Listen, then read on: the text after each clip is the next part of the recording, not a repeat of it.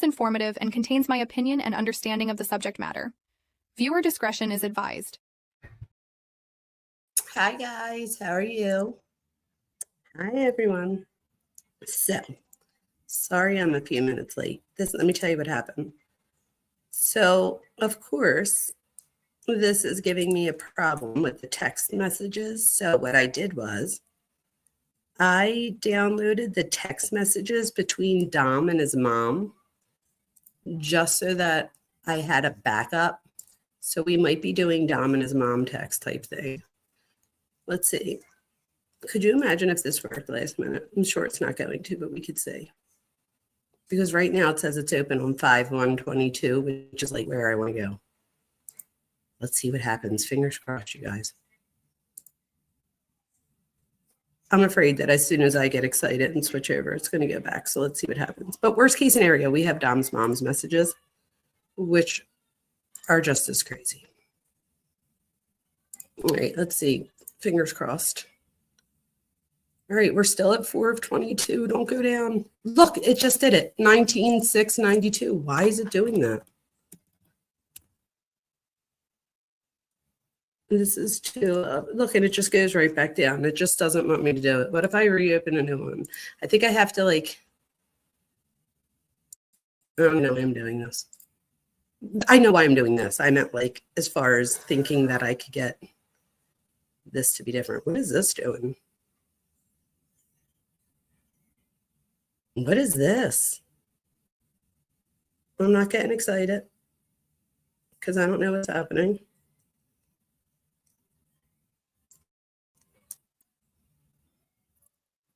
Okay, these aren't the whole, wait, hold on, what's happening? This is 2020, of course. That's 2020. I still see the round thing going, so maybe it's still downloading. I could start a little bit of Dom's mom and see where this ends us. Look, again, it says 11,926 pages. I don't know if that's the original download that it does or if that's the whole thing. So the little thing scrolling in the middle, if you guys could see it. I've done everything I possibly can. My computer just stinks right now.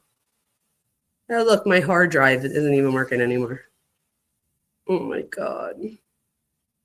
What a mess. All right, let me look at the text messages with the mom. We could do that one. That way I don't get myself all nervous. Let me just end this and not end the live, but end that. And then start over here. Can you guys hear me and see me before I start? Let me know.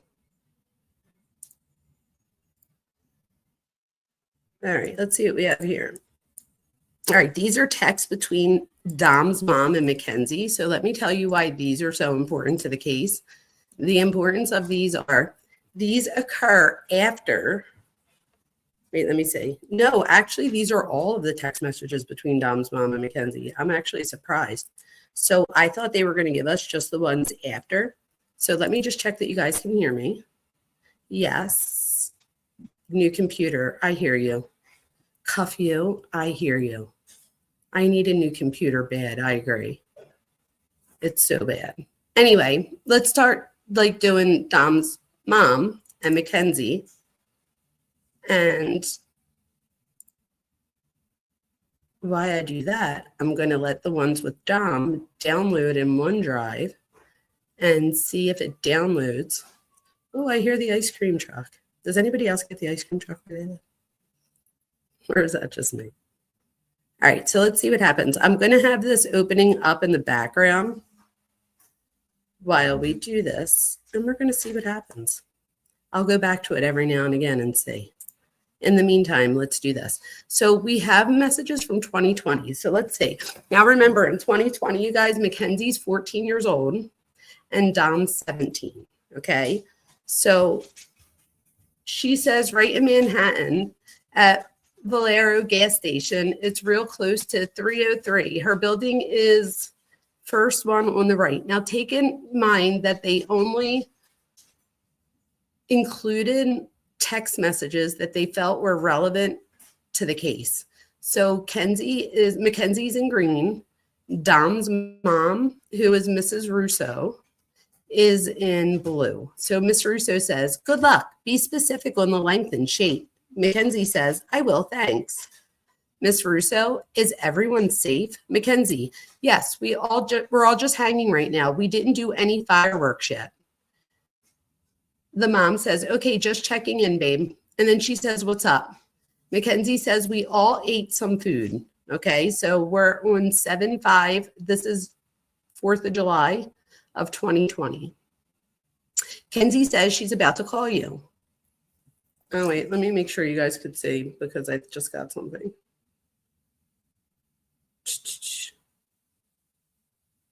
Okay. Oh, let me see. Miss Sarah, thank you. And thank you for letting me know, Truth. Sarah, I appreciate you greatly. When my eyes are open, I can see you. I can hear that accent 3,000 miles away. Thank you, Sarah. I'll leave that up because it's not covering anything. So why not? Let's highlight you. I appreciate you. And thank you, Truth, for letting me know. All right. So let me go back to this. All right. So here we go. So then Dom's mom says, okay, Bunny doing good. We can probably let him go tomorrow. Mackenzie says, okay, that's really good. I'll be over to feed him around 8. Dom's mom says, okay, he started jumping around in bed, so I put him in the cage, but I slept with him until almost 5. Oh, that's funny. She says, call me when you get here. Mackenzie says, I will. Then she says, does Nico need to be fed right now? I'm assuming that's the bunny. She says, did he eat in the AM? Mackenzie says, I don't think he did yet, but I just left your house because Dom was mad. Oh, see, I don't like that, you guys, because if you're like, I'm sure most of us are older here, but if you're younger, don't do that. Let me tell you why. No, I don't even have to tell you why. For obvious reasons, she should never have done that right there where she says, I just left your house because Dom was mad. Miss Russo says, damn, I don't get great reception. Mackenzie, sorry, I think Dom's up right now. He can probably feed the dog. Miss Russo says, happy birthday. So now we are on 8/2/2020. Mackenzie says, thanks. You guys, that means Mackenzie was 14 in the text messages. Now she's 15. Ugh. Dom's mom says, where's Dom? Mackenzie, he slept over my house last night. He's all good. Hi, Miss Russo. What kind of lawyer are you? Oh my God, that's funny, but I'm actually kind of glad that she asked. And then Dom's mom said, I do a lot of things. Why? Mackenzie says, oh, here we go. I went to the dentist and apparently I pulled out the anesthesia needle while I was asleep. Anesthesia? Oh, no. And then when I got up, they told me they weren't going to do the procedure anymore, but my mom already paid like $1,000 for it. Wow. But I was trying to leave and something grabbed my wrist so hard, it was all bruised. I got a ton of videos of the bruising, but while I was crying because I didn't know what was going on, the assistant dentist was recording me and my family wants to press charges. Miss Russo says, I've been on the road. Give me a minute to read your text.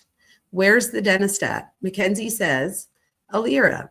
Miss Russo says, I would definitely file criminal charges, but you have to go to the police, or do they have to sue? She says, what do you think would be a better thing to do? Miss Russo says, well, I don't know why your mom wasn't there with you since you're a minor.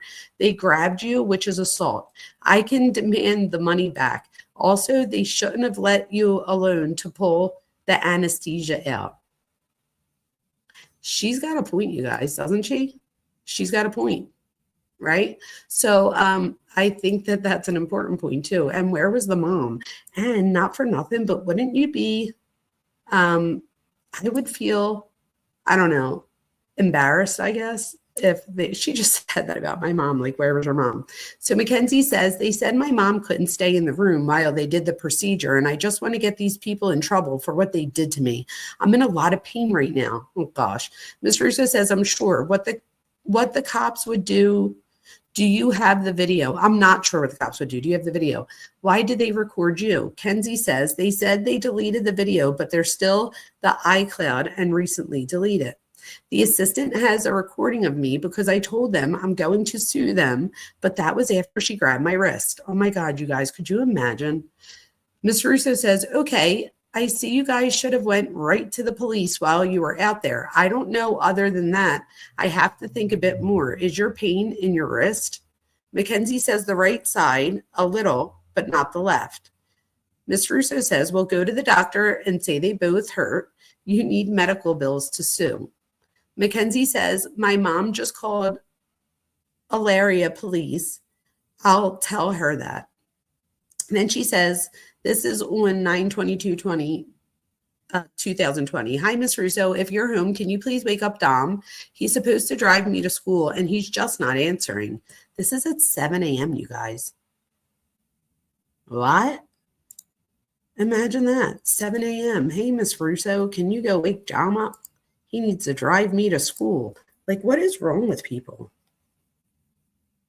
Yeah, where's the mom? I agree. Ugh. So then we have, she says, I'm getting really worried. He's not going to answer me. Never mind. I got him up. And then she says, just let shit go for now. Lay low, please. It will be all right. So this is at 5:30 at night on the next day. So the next day at 5:30 at night. And Mackenzie writes, we are here. So that's at 8 o'clock at night. And then so 9:25. They're still cleaning up the table, though. Is everyone okay? Oh, now we're at 10/9/2020. I don't know why they added these. Maybe somewhere in the document somewhere this would like corroborate something that someone said or said that they were. So now we skip to 10/9/2020. Mackenzie writes, is everyone okay? And then she writes, and this is at 3:05, as soon as you find out more, can I come over? Thank you for letting me talk to him. What? And then Miss Russo says, of course. And Mackenzie says, do you know his bail? What? Oh, you guys, I have a question while I'm reading this. So your kid just turns 15 years old. Her boyfriend is 18 years old. And now she's talking to the mom about his bail. Like, what? So then Ms. Russo says, now. Mackenzie says, what do we have to do to get him out tonight? Ms. Russo says, I don't know. And then Mackenzie says, Dom's trying to call me. It's not letting me listen to the email. She says, me either, Miss Russo. Mackenzie says, how do I call? Any news on Dom? And now we're at 10:10 at 9:30 in the morning. Miss Russo says, I had to decline the call because I was putting money on the phone, hoping he calls back soon. Oh. Then Mackenzie says, you think we'll get him today? Miss Russo, I don't know. Mackenzie, if he calls you again, can you tell him to call me? Oh gosh, you guys. Miss Russo says, I just talked to him. He said he'd call later. I'm doing a few things here, then going up there. Any word from Richie? So now we're still at 10:10. This is, only 10 minutes later. Mackenzie says, let me text him. Miss Russo, okay, cool. Mackenzie, how's Dom? Are they there now? Miss Russo, waiting to get in. Oh, so she's at the jail. Mackenzie, okay. When you're in, let me know. Miss Russo, okay. You can come tomorrow between 1 and 2, she says. Mackenzie says, oh my God. So I get an hour with him? I'm so happy I can visit. Miss Russo says, call and gives a number. Ask the jail if you can come today at 1 today. If not, tell them tomorrow for sure.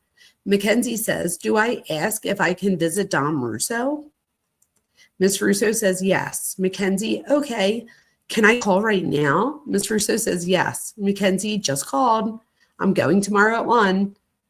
Miss Russo says, why not today? Mackenzie says, she said I can't today. It needs to be a 24-hour notice. I don't know why. She was kind of rude. Miss Russo says, okay. It's freezing in here, FYI. And this is at 12 on 10:10 at 12:30 in the afternoon. Mackenzie says, I'm a dress for the cold then. That's knowing they wouldn't give him another blanket. Miss Russo says, what's Rich Kyle's number? Rich Kyle's number? And then Mackenzie sends, it's a library attachment of McCarthy something. And that was at 10:10 at 1:30 in the afternoon. Miss Russo says, what's Jared's number? Mackenzie, it's crossed out. So I guess it's, they covered it. And then Miss Russo says, Jared. And Mackenzie says, that's his something knife. And she were Lodi Jared, right? And Mackenzie says, yes. Is Dom doing better? Miss Russo, much. Mackenzie, okay, goof, that makes me feel better. I think she means okay, good. Then she says, how's Dom? And this is at 5:00. So they were just talking at 1:30. If Dom calls you, can you tell him to call me? Miss Russo says, okay, you're on the phone now. Did he call yet? Mackenzie says he didn't call yet. Miss Russo says he will. Mackenzie says, okay, I'm waiting for his call, LOL. Miss Russo says, I'm on with Dom. He said he tried to call you. Mackenzie says, I got no call. I've been waiting.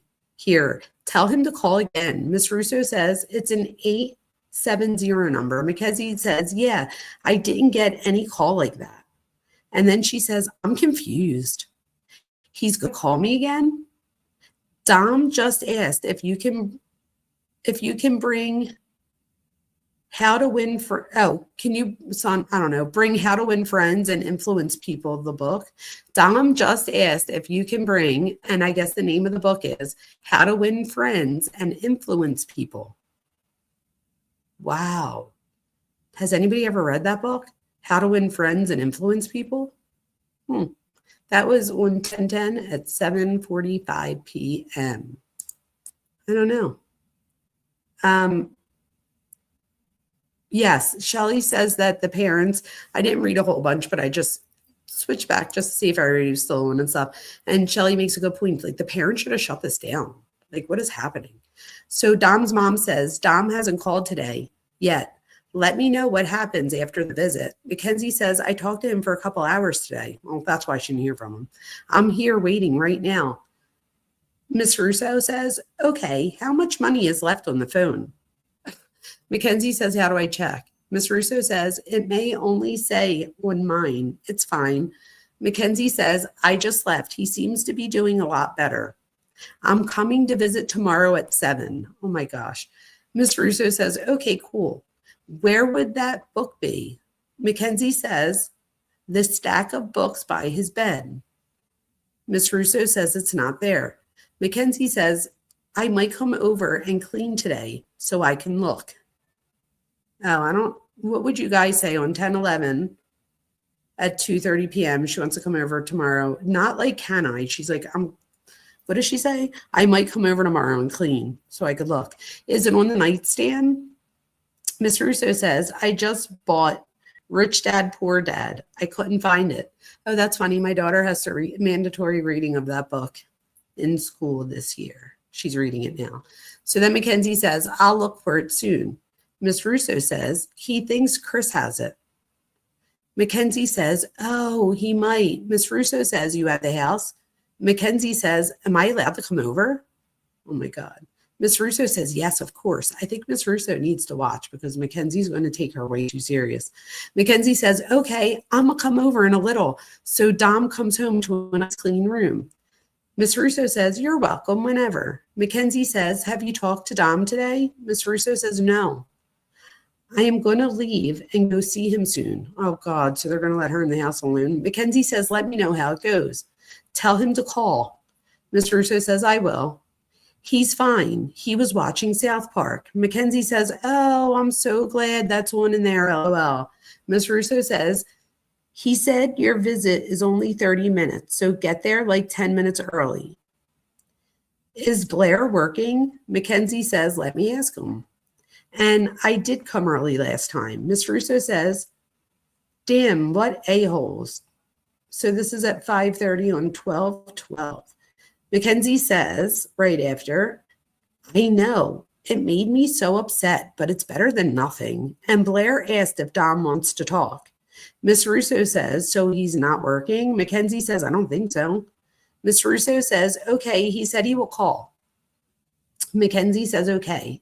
Blair just said he's leaving in 20 minutes, though. Miss Russo says, to where? Mackenzie, work, I think. Miss Russo, okay. Well, he probably can't talk to him.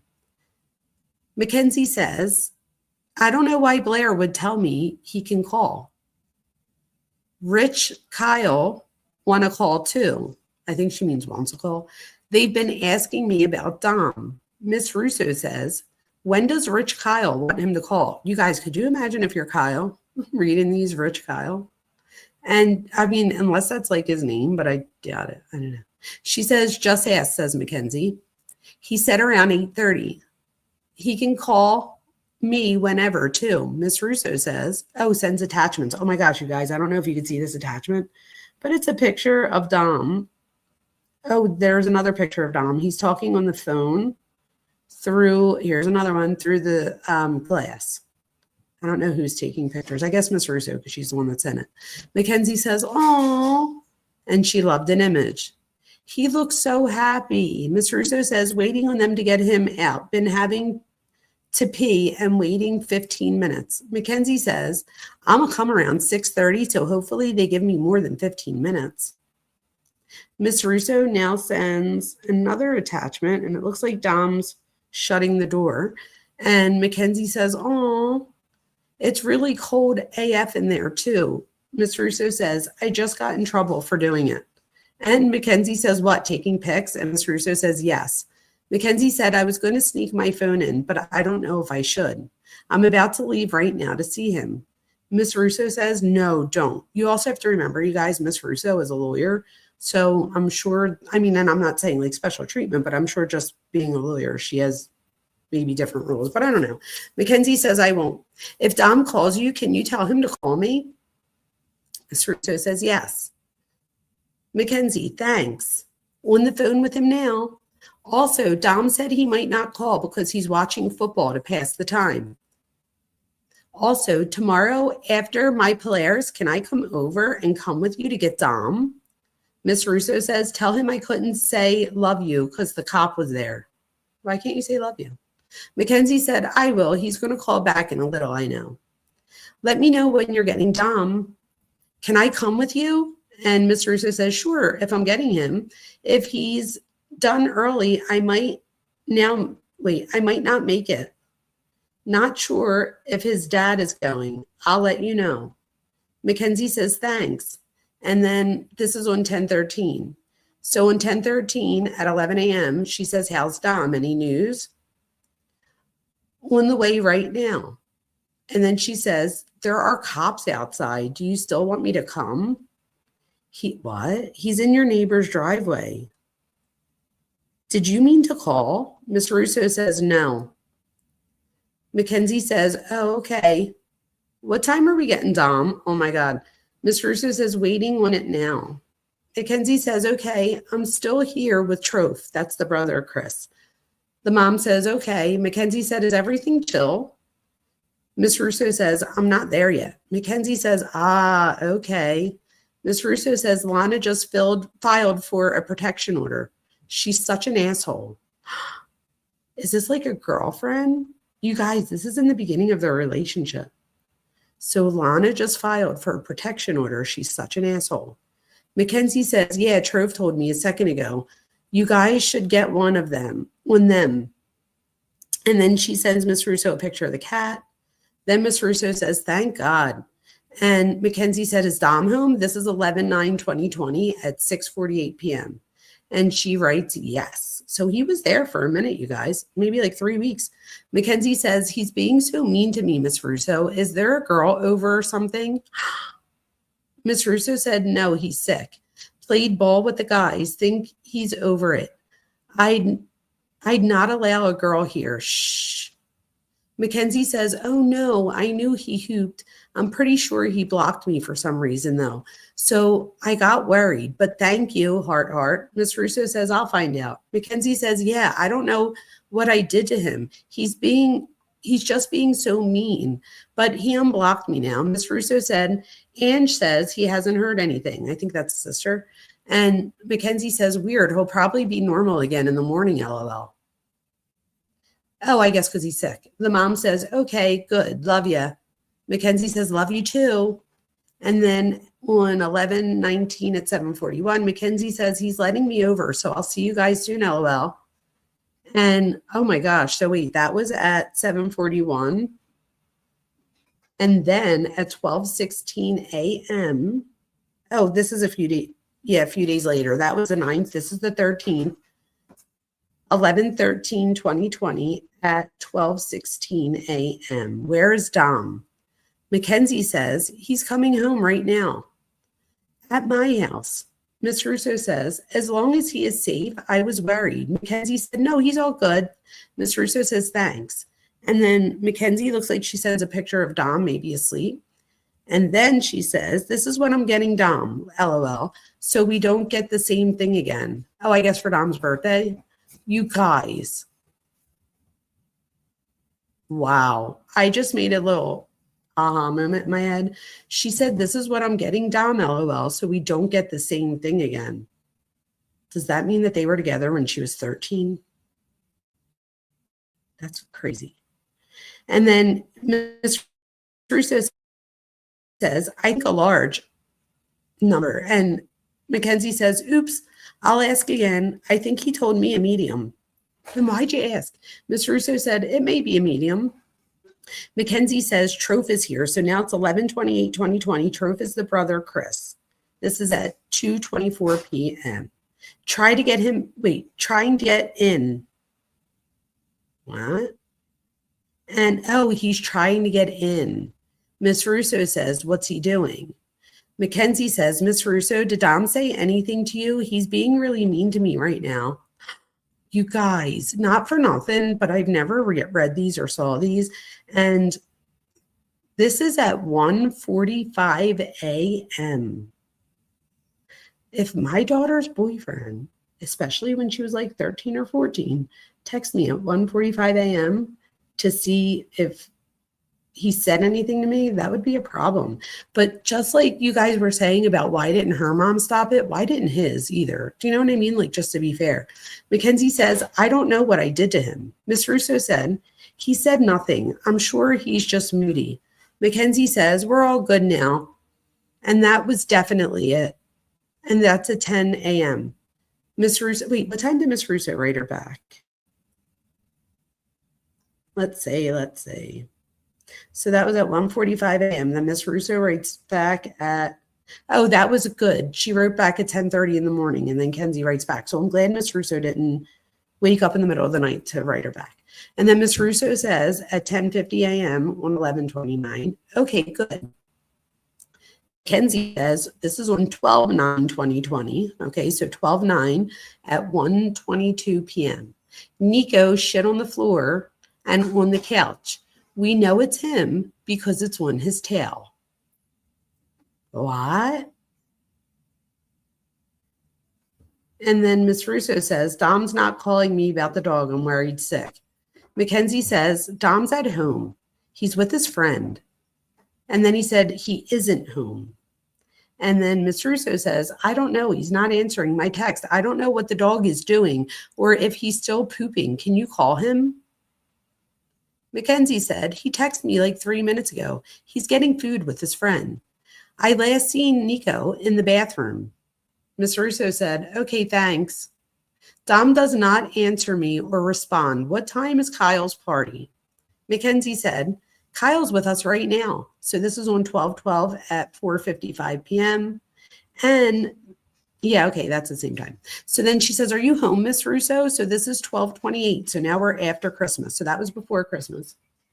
Now we're after Christmas at 12/28 at 10:48 a.m. Are you home, Miss Russo? And Miss Russo says, yes. She says, Dom is saying he wants to hurt himself. Oh, well. She said, and I'm worried. I was going to come over and help, but he's telling me not to come over. Miss Russo says, he's all right and in brat mood. Hit his head on the wall. Mackenzie says, at least he's okay. He's texting me all about it and not letting me help him. But he seemed chilled out, kinda. Still mad, though. Miss Russo says, and this is after New Year's, so this is 1/2/21. Oh, you guys. At 10:46 a.m., oh my God, I never saw this. Well, 1/2/21, Miss Russo says to Kenzie, Dom's being mean to the cats.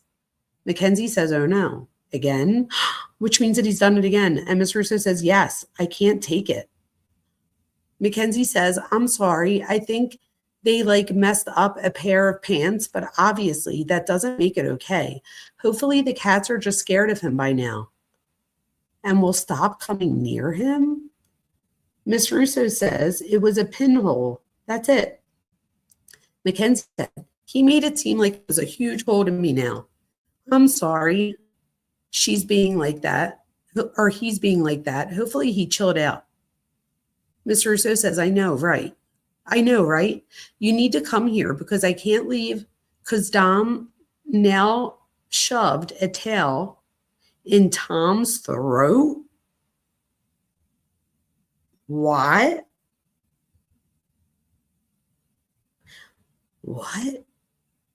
On 1/2/21, wow, at 12:06 p.m., Miss Russo says, you need to come here because I can't leave because Dom now shoved a tail in Tom's throat. Mackenzie says, OMG, all in caps.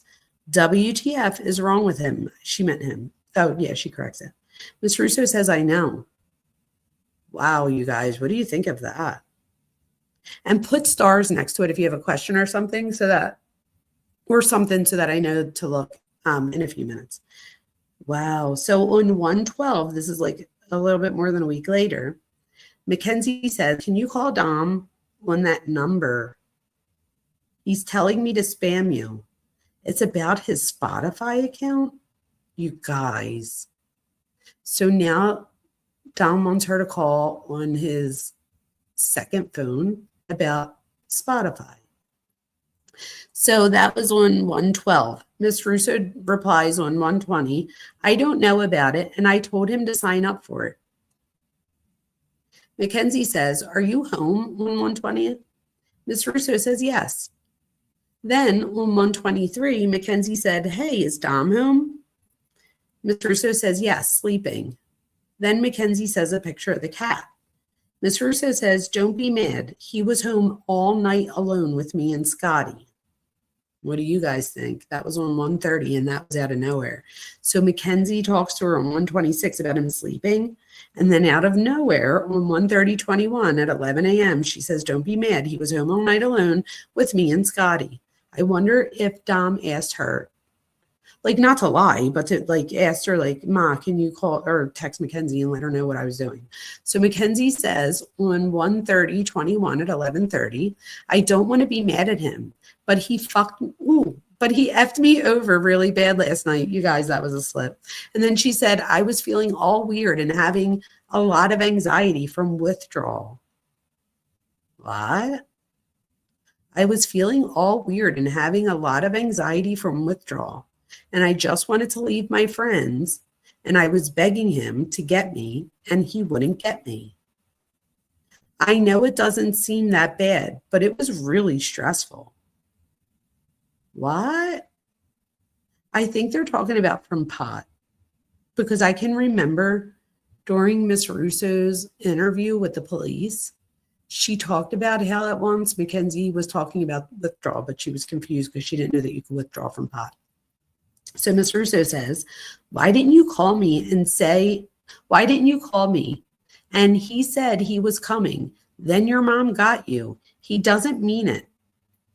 Mackenzie says, I don't think you were awake. And yeah, I just had my mom come, but I didn't want her to know I was kind of fucked up. And again, I didn't mean to say that. Then it says, Wow. She says, we talking about it right now. Miss Russo says, okay, love you. Mackenzie says, love you too. And then she says, Dom is texting me being really crazy, so please keep an eye on him. I'm worried AF. Miss Russo says, I'm right here. Mackenzie says, no, what is that? Sorry. Mackenzie says, I don't mean to make him flip out. I just can't take him yelling at me all night and all day. This is on 1:31 at 11 a.m. Maybe you should go home, Mackenzie. So Mackenzie says, I'm sorry, Miss Russo. Miss Russo says, I know. You should have just hugged him.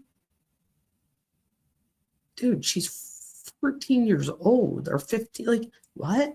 Mackenzie says, I just couldn't see him. I just couldn't. He's been so mean to me, and I couldn't take it. All I did was try to help him. Miss Russo says, he's out of control. He hates Chris. I feel so bad. Chris is the brother trope that they talk about. I believe this is what ends in Miss Russo either buying the house next door and letting Dom live there, or she already had the house next door and is letting Dom live there eventually. So Mackenzie says on 131, yeah, I tell him all the time. He just needs to go get some help, but he never listens. Miss Russo says, me too. Mackenzie said he would be so much happier. Miss Russo says, I'm going to take him to get his aluminum levels checked. I guess if you did your body of them, if you rid your body of them, it cures depression and that stuff. Calling Monday. Huh. Mackenzie says, oh my God, good. He really needs some help. I try really hard to help as much as I can, but most of the time it's not good enough. It really hurts me to see him like this, and he acts like I want him to feel this way. And then the next day, do you remember washing a gray Nike jacket? She says to Miss Russo, a Jordan jacket. Miss Russo says, no, I may have one downstairs. Mackenzie says, Dom found it. I'm going to come get it before I go to school. Miss Russo says, 126, where are you guys? I wanted to cook your food. And then on 2:15 at 11 a.m., she says, wait, hold on, you guys. It's my daughter. I just have to tell her it's okay.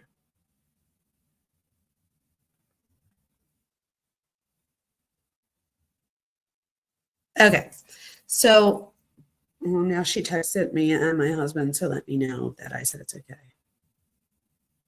Okay, sorry. So she says, Miss Russo says on 2/15/21 at 11:23 a.m., don't be mad at Dom. Why is the mom getting involved? Don't be mad at Dom. He has been sick and did get you flowers and went to Kalahari. Men aren't as good as stuff like we are.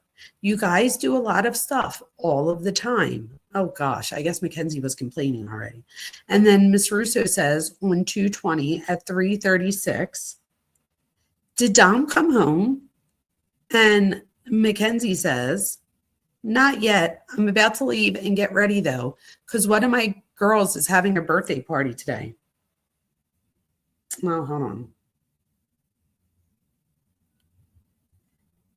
My daughter was just at Wawa and spent like $40. And I know this is crazy. She's 17. So I get like a message that's like, oh, Ava spent. So I'm like, $40 or 17. But do you see, if Mackenzie's mom did this, maybe we wouldn't be in the situation. So I straight was like, what in the hell did you just spend $42 on while I was doing this?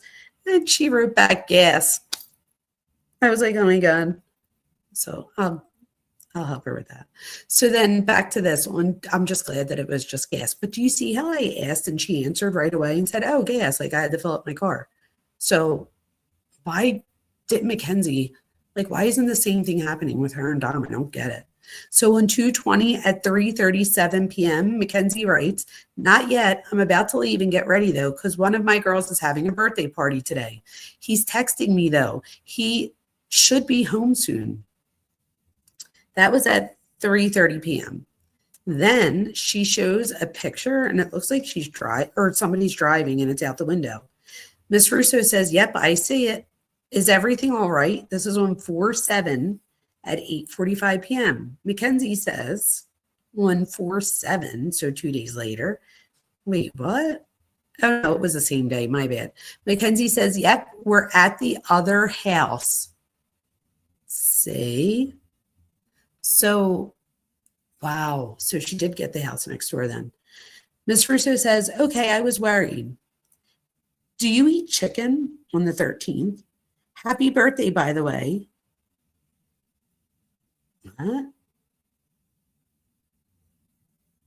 We're around to the next day or next year, duh. Wow, it's been a whole year already. Mackenzie says, thank you. Wow. And then Miss Russo says, we have your twists on 10/29/21 at 7:24 p.m. Mackenzie says, okay, coming. And then Mackenzie says, happy birthday. I love you, Mama Russo, on 11/4. Miss Russo on 11/4 says, oh, how cute. Thanks, babe. And then Mackenzie loved it. And Miss Russo says, where's Dom? And this is on 11/25. And then Miss Russo says, happy Thanksgiving, babe. And Mackenzie says, oh, I don't know where Dom is. I'll text him. Miss Russo says, he texted me. It's fine. And then Mackenzie says, happy Thanksgiving. And then she says, call me when you have a second, please. And this is on 1/6/22 at 8:51 a.m. Wow, I'm asking. Okay. Mackenzie says on 1/15 at 12 p.m., we have to be home. We have to rehome the pigs because they don't get enough attention. What do you want, babe? And then she says, I am so sad. I don't want to give them away, but I know you love babe. And she says, hi, Miss Russo. I love you and hope you're doing okay. This is on one. Okay, so now, all right, so here we go. Let me rewind a tiny bit. Oh, no, we're still before the thing. I'm sorry. She says, hi, Miss Russo. I love you and I hope you're doing okay. And then on 1/20/22, she says, if you need any help with the animals, I will come take care of any of them. Miss Russo says, thanks, babe. Love you too. And then Mackenzie says, Dom looks like the elf from Santa Claus and sends a picture. And that was on 3/4. And his mom writes back, don't tell him. Mackenzie sends something else. Then Miss Russo says, he's bossy like that elf too. Mackenzie says, LOL, I need to watch this movie now. I've never seen it. Miss Russo said, oh, I love it. It's great. And then on 3/5 at 8:45 p.m., she says, hey, just go home. Avoid any conflict, please. You can call me. Mackenzie says, I'm just waiting to talk to him. What? And then on 3/5, Miss Russo says, they just left. It's going to be a while. You should respect his space while he's gone. You can come back later. Oh my God, you guys, she got kicked out. And then she says, I asked you to leave. You should have respected it and left. What? So Mackenzie says, he's home now. And then, wow. And then on 3:30 at 8:29 p.m., Mackenzie says, do you like gold or silver jewelry better? And then Miss Russo says, it doesn't matter. And then she sends a picture of a bow tie from Nordstrom. Then she sends another bow tie from Nordstrom. Mackenzie loves the tie. And then on 4/1/22, Mackenzie says, what's the plan? Miss Russo says, I'm ordering both. I think she means about the bow ties. Mackenzie says, I know. And then she says, but for hanging out. She says, oops. And then Miss Russo says, I don't know. Don't forget to check to see if I can come Wednesday. That was on 4/4. Mackenzie says, I won't. Parts. We have customer service. Oh, I know what this is because I listened. So Oh my gosh, this was crazy. So Mackenzie is doing her thing at Polaris or whatever, and Miss Russo was sick and in the hospital for a while. So she hadn't gotten her hair dyed in a long time. So Mackenzie said that she would do her roots for her. So then Mackenzie's in school, and there's like a video of it. I have to find it. But she tells her teacher that she has a client coming next week, and the teacher pulls her aside at the end of class and tells her that it's a privilege to have a client and that she hasn't earned the privilege. And apparently Mackenzie freaks out and says, I spent $400 or whatever, and you're not going to let me have a client, and whatever the case may be. So then Mackenzie says, you can come in. Oh, Wednesday through Friday. Miss Russo says, coming Wednesday, put me on the schedule. Here we go. On 4 or 5. She says, please don't be mad at me, but Miss Hassan is being weird about me having a client. I'm trying to talk to the principal about it because obviously she's picking on me. If you want, you can still come in and get your hair done by someone else, but she's being really weird about me doing it. But my mom is pissed and trying to email the school. And then Mackenzie says, you can go in and try to say you only want me to do your hair. Miss Russo says, I don't want to bother you. I don't have to come. But I'm not having someone else do my hair. That wasn't the point. Mackenzie says, you won't bother me. You should just come in and say you want me to do your hair so they can't tell you no. And then Miss Russo says, okay. Then she says, Mackenzie, I'm trying really hard. My teacher is being really mean to me. And then, Miss Russo says, I won't take her shit. Mackenzie says, what do you think we should do? Oh, well. The next day at 10 a.m., Ms. Russo says, can I come? They're not answering the phone. Then Mackenzie says, they're not letting me have a client. You could go, but it wouldn't be done by me. I'm so sorry, Miss Russo. They're being so mean to me. And then Miss Russo says, I'm not coming then. You don't think they'll say okay if I throw a stink? Then Mackenzie says, my mom called the school and they're trying to say having a client is a privilege, which is literally not true. It's literally part of the curriculum. And they said, I'm not allowed to have a client because my grade, which is not even a bad grade at all. So they just really hate me and try to ruin my whole life. That's not dramatic. I really wish I could do your hair. I could try to do it from the house if you want. Oh, no. Miss Russo says, I have the stuff.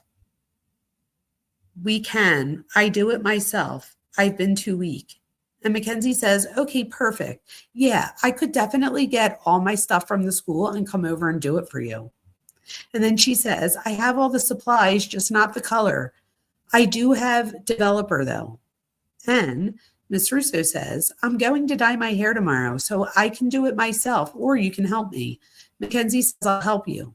I have my whole kit, so I have brushes, a bowl, and styling stuff.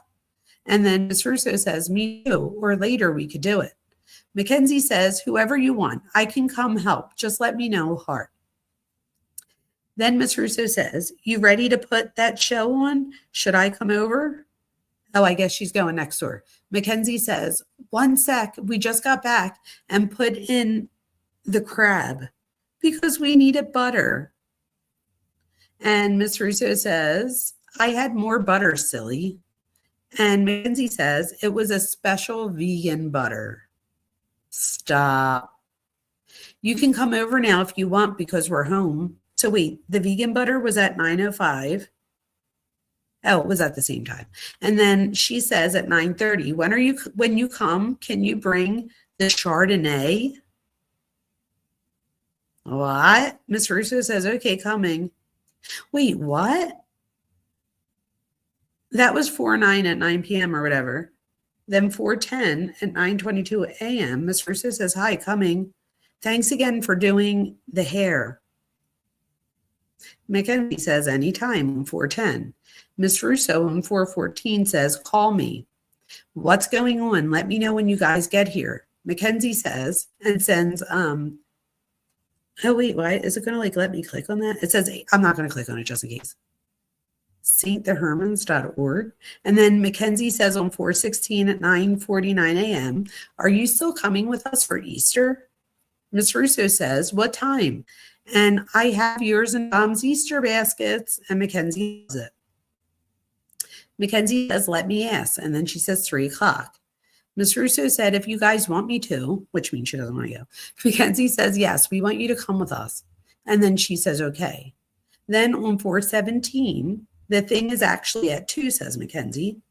And then Miss Russo says, we can take the rent-a-car. I'll go so long as we aren't there too long. I'm beat from yesterday. Come get your Easter basket. So then Mackenzie said, Jim is literally waiting at Dom's door. He's so cute. And then Miss Russo says, laughing my ass off, he's back here now. So I guess it's a cat. And then Miss Russo says, I'm ready. Let me know. So it's 1:05. I'm ready. Let me know before we go so I can warm the car. On the way home, I have to grab one thing from my office. Mackenzie says, we will leave around 1:30. Dom's getting ready right now. She says, okay.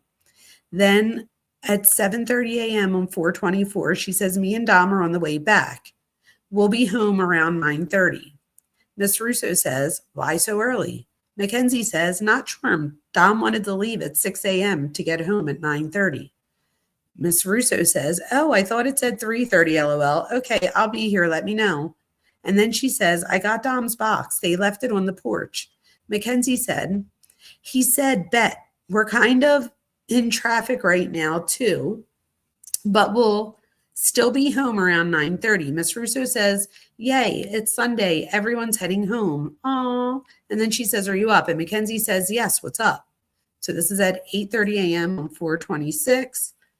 And she says, are you with Dom? He has a hair appointment we both forgot about. That's on 4/26 at 8:30 a.m.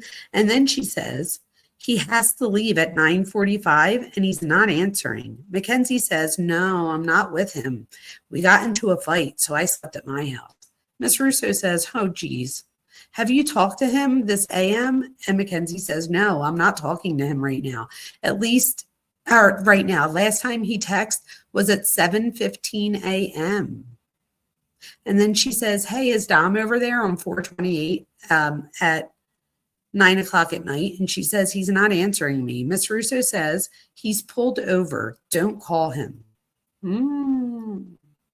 Mackenzie says, he just told me, which means she kept calling. And then she said, they harassed him. Miss Russo says, did they let him go? Mackenzie says, yeah. No ticket too, I think. But they searched him. Wow. Then on 5/5, Miss Russo says, I found my earring under Nico. Mackenzie says, oh, thank God. I knew you would find it. And then on 5/8, Mackenzie at 10:20 a.m. says, happy Mother's Day. Miss Russo says, thank you. Then so 2 weeks later, Mackenzie says, hey, Miss Russo, do you want to come with us when me and Dom take prom pictures? You can just carpool with us. Also, Dom told me to tell you that the colors for the corsage, and I just want red and pink mixed together so it matches me and Dom's outfit. Miss Russo says, okay, no problem, and yes. And Mackenzie says, okay, yay. We're going to go to the art museum, we think. And then she says, do you want to come to my graduation ceremony at the high school? Oh, nobody wants to go to that. We have an extra ticket for you. And Miss Russo says, when is it? And sure. Mackenzie says, or sends the attachment, and says, we are here on 5/20 at 3:30 p.m. And then Mackenzie says, are you 100% coming to my graduation on Sunday? I need to know because we saved a ticket for you. Oh my God. It's totally fine if you can't make it. And then Miss Russo says, if you need it for someone else, you can use it. I won't be offended. I know how it is. Meanwhile, she's saying, no, I don't want to go. Mackenzie says, no, I want you to come. Miss Russo's like, okay, then. Then on 6/11/22. So now the accident was on July the 31st of 2022. So we're in June. So a little bit less than a month, or a little bit more than a month away. So Mackenzie says at 11:45 p.m., hey, is Dom okay? Or are you guys coming back now? And then on 6/11, she says, he told me he was not feeling good. Now he's just not answering me. She writes back, Miss Russo, and says, oh, geez, I didn't see that. I was driving home. Mackenzie says, send me that one picture you took a picture of. Oh, I guess it's a picture of Dom or something when he's little. Mackenzie says, so cute. And then she says, is there any way I could get Dom's mug shot too? LOL. And then Miss Russo said, I don't have the mug shot, just the pic I took of him in jail. Mackenzie says, is there any way you can get it? I really want it. Miss Russo says, I don't know. What? That's so immature. On 6:30 at 8 p.m., Miss Russo says, come grab these blueberries before they start to get bad. Mackenzie says, I'll grab them soon. We're coming to get water. Miss Russo says, don't fight, just leave. Take a break. This is on 7/2, so we know that 29 days before they were fighting. Mackenzie says, I already left. Dom needs some therapy. He is so mean. And then she says on 7/3/22, Dom is threatening to take me to civil court. He bought me this one outfit yesterday, and now he's saying he's going to take me to civil court. Miss Russo says, don't worry about that. He caters to you. I think he needs some back. Like, in other words, catering back. Mackenzie says, I tried really hard to work everything out, but he's just being so mean to me, and I don't know what to do. But now he's threatening my mom. What?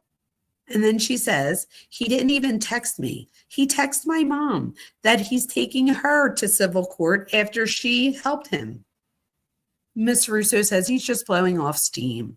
Mackenzie on 7/3 again says, I left after he told me we should just talk later, and then he's threatening my mom. So I think he's actually done with me this time. I don't know, which is why she's reaching out.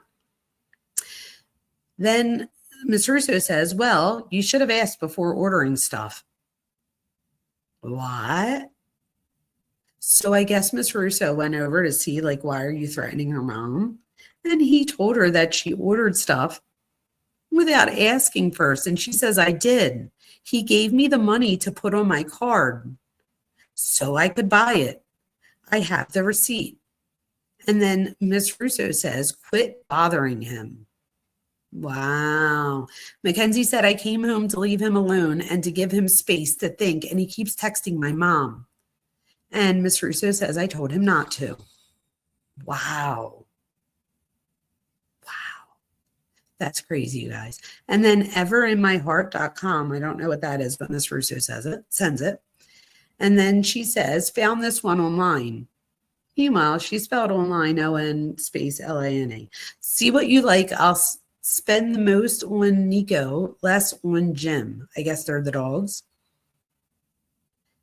Then Mackenzie says, I'll check it out. Do you know what stone you're looking for? I'm looking at the branches right now, but those are really expensive. Miss Russo says, and this is at 9:30 in the morning. Miss Russo says, the cement art stones are at $700, but I think I like that for Nico and the granite for Jim. I don't know if granite is the right material. What? They will do picks also. Mackenzie says, do you want to make crab and scallops tonight? Miss Russo says, whatever you guys want to do, I'm up for whatever. Mackenzie says, okay, cool. Yeah, we could do that and watch a movie or something. Me and Dom are at Whole Foods now getting butter and stuff. Miss Russo says, okay, let's watch Dirt for the concert. And then she says it's next Thursday. Mackenzie says, okay, LOL. Let me find out what it's on and we can watch that. Miss Russo says, Netflix. Does Dom have an Amazon card? Mackenzie said, we use my mom's for Whole Foods. I don't know if he has Prime, but he has an Amazon account. Miss Russo says, are we watching that movie? Mackenzie says, we can watch whatever movie Dom is about to be home, so we're going to start cooking whenever you're ready. Miss Russo says, I'm home in 5. That's fine. Mackenzie says, yes, you can come over here whenever. I would have been like, thanks. I pay the bills. Oh, what is that? Oh, I think that's the plant. I don't know. But then Mackenzie says, oh, the deer are eating the pumpkins.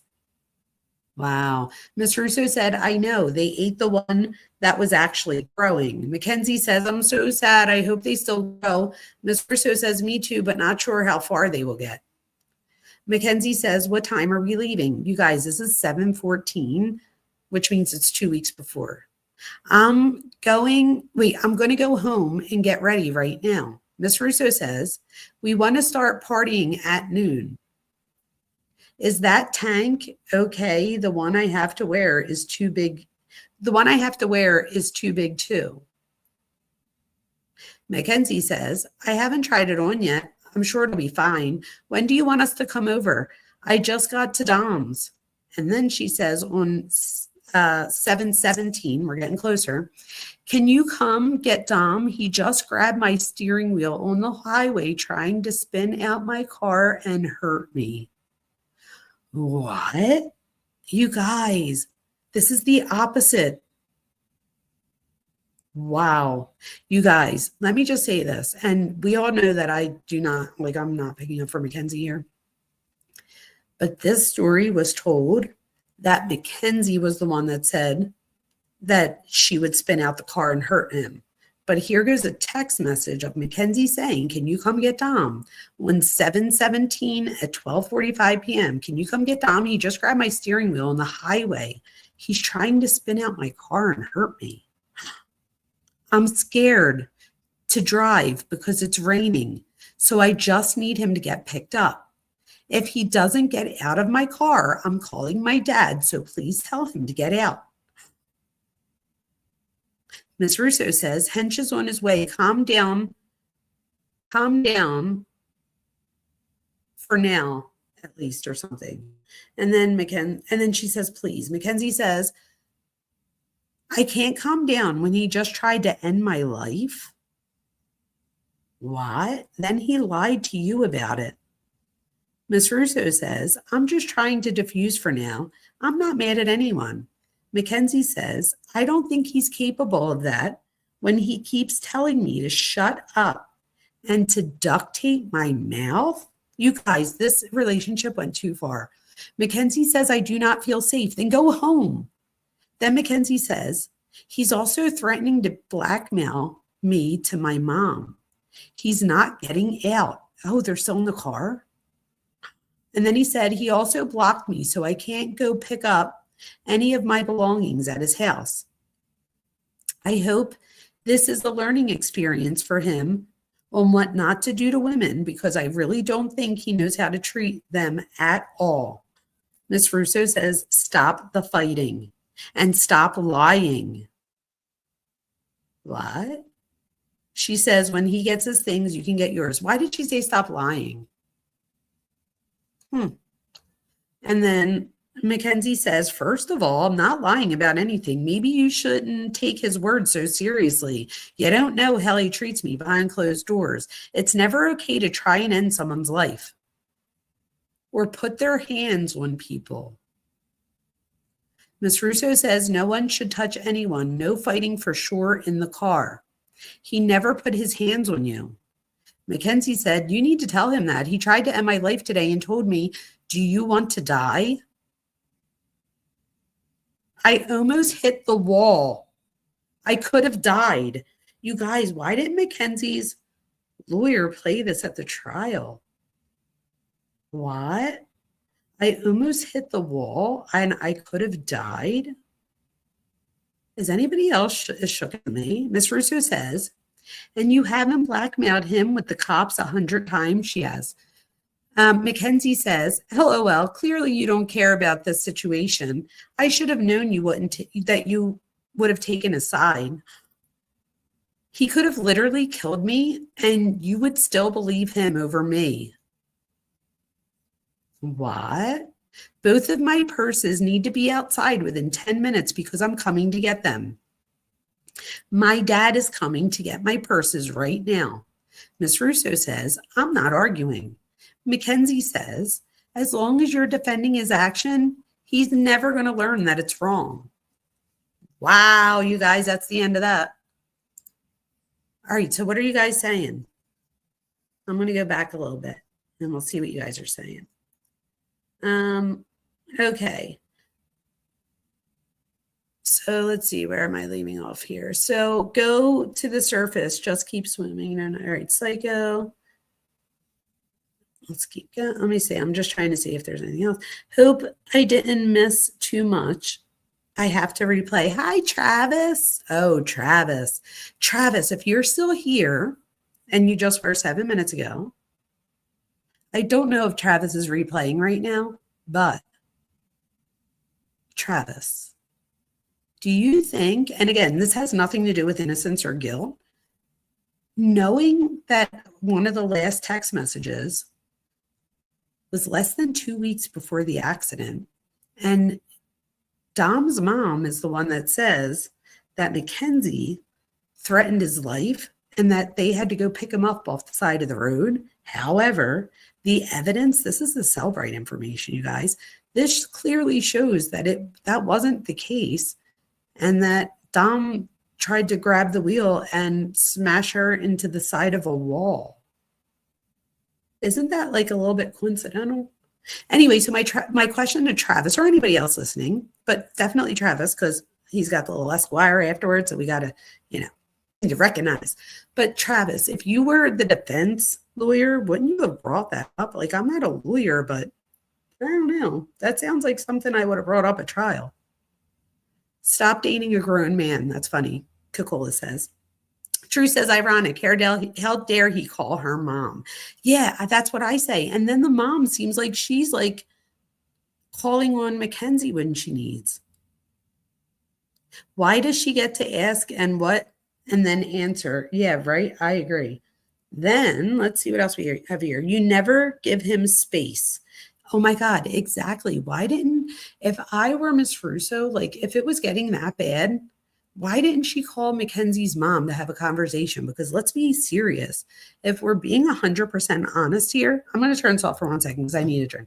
But if we're being 100% honest here, you guys, Mackenzie's mom and dad don't do a whole lot about her staying there. I don't know how many of you have children, and I guess you don't even have to have children, but how many of you were allowed to stay at your boyfriend's or girlfriend's on weeknights? I almost said boyfriends, you guys, and then I forgot that out of the people here, probably 95% of you are gay women. So your girlfriends, either way. But how many of your parents would let you sleep at your girlfriend's house or boyfriend's house on a school night? And not only that, expect him or her to drive the kid to school the next morning at 7:30 a.m. And he was driving her whether she stayed there or not.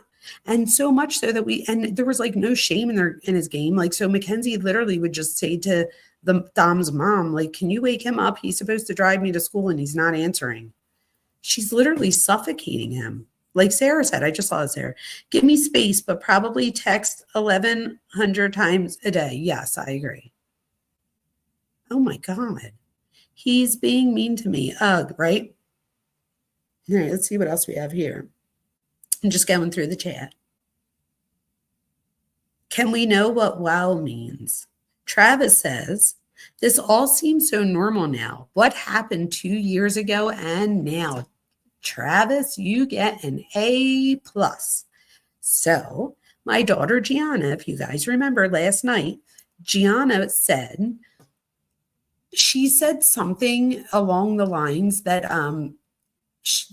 like her argument was that Mackenzie was like submissive to Dom. And I was like, Jay, like we need to like listen to this on the way to school. So on the way to school today, I played a message between them. And so she started to get to see. So Travis, what happens is, and I want to know what you guys think happens is, because I might be a psychologist but like, what do you guys think happened? What I think happened was, I think in the beginning, she was the one that was chasing him.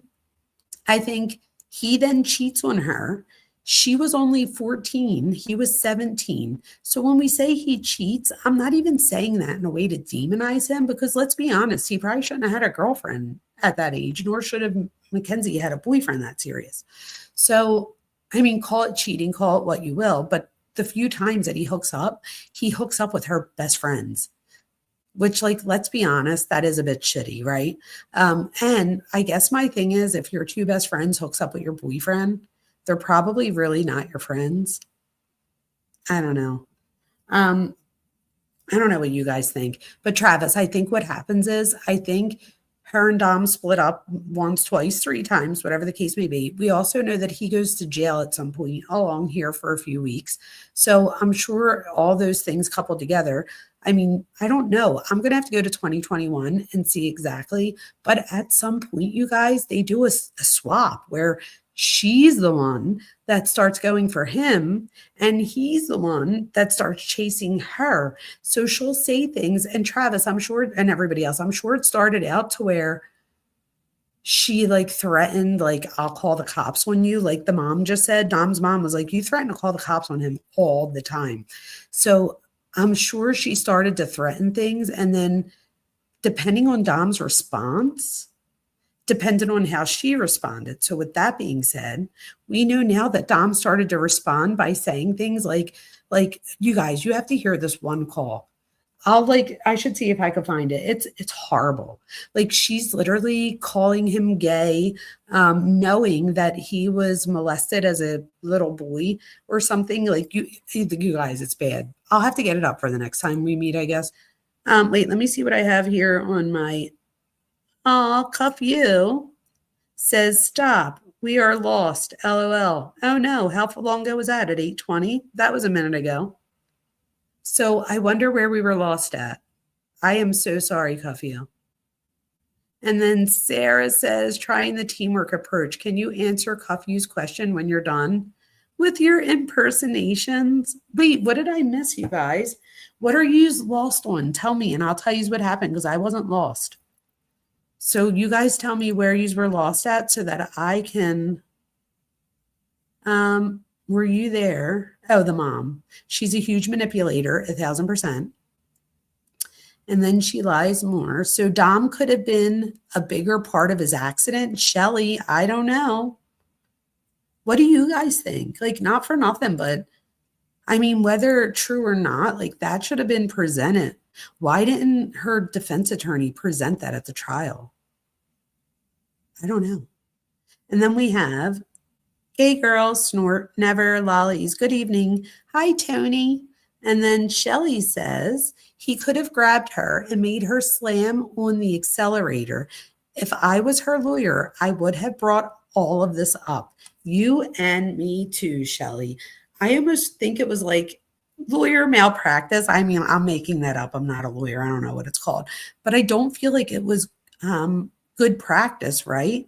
To then not bring that up. And I don't think he ever called, he never called a specialist to the stand related to her POTS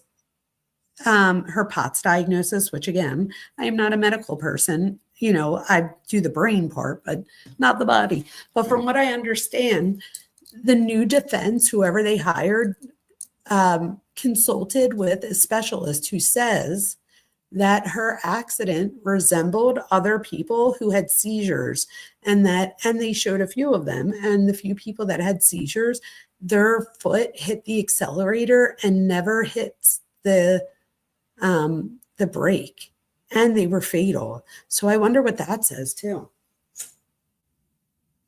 You want to know what the problem is here, you guys? This is the problem. It's kind of like the boy that cries wolf.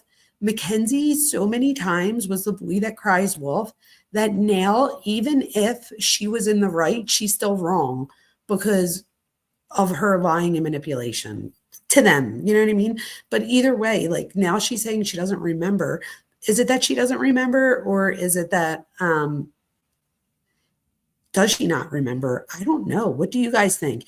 Oh, Lucas Girl says all 4 parents have given up trying to parent either of them. Yes. I agree.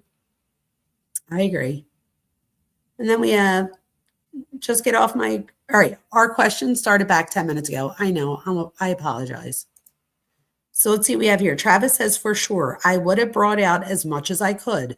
I do know that the incident came up during, oh, it did. The mom testified about it, and Hinch does too. It's in the opinion denying the appeal, however. What? So wait, it was brought up. What did his mom say, that it wasn't true? Like, did they bring, do you know if they brought in the,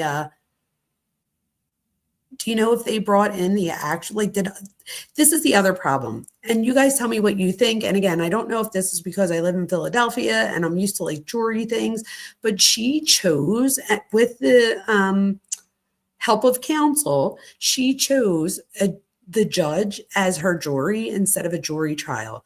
Do you guys think that that hurt her? I seem to think that it might have. And then Harlot says, I have to threaten not to come home at all if my friend couldn't stay over when he literally didn't have anywhere else to go for the night in winter when I was a teenager, and it wasn't even a best friend. Okay.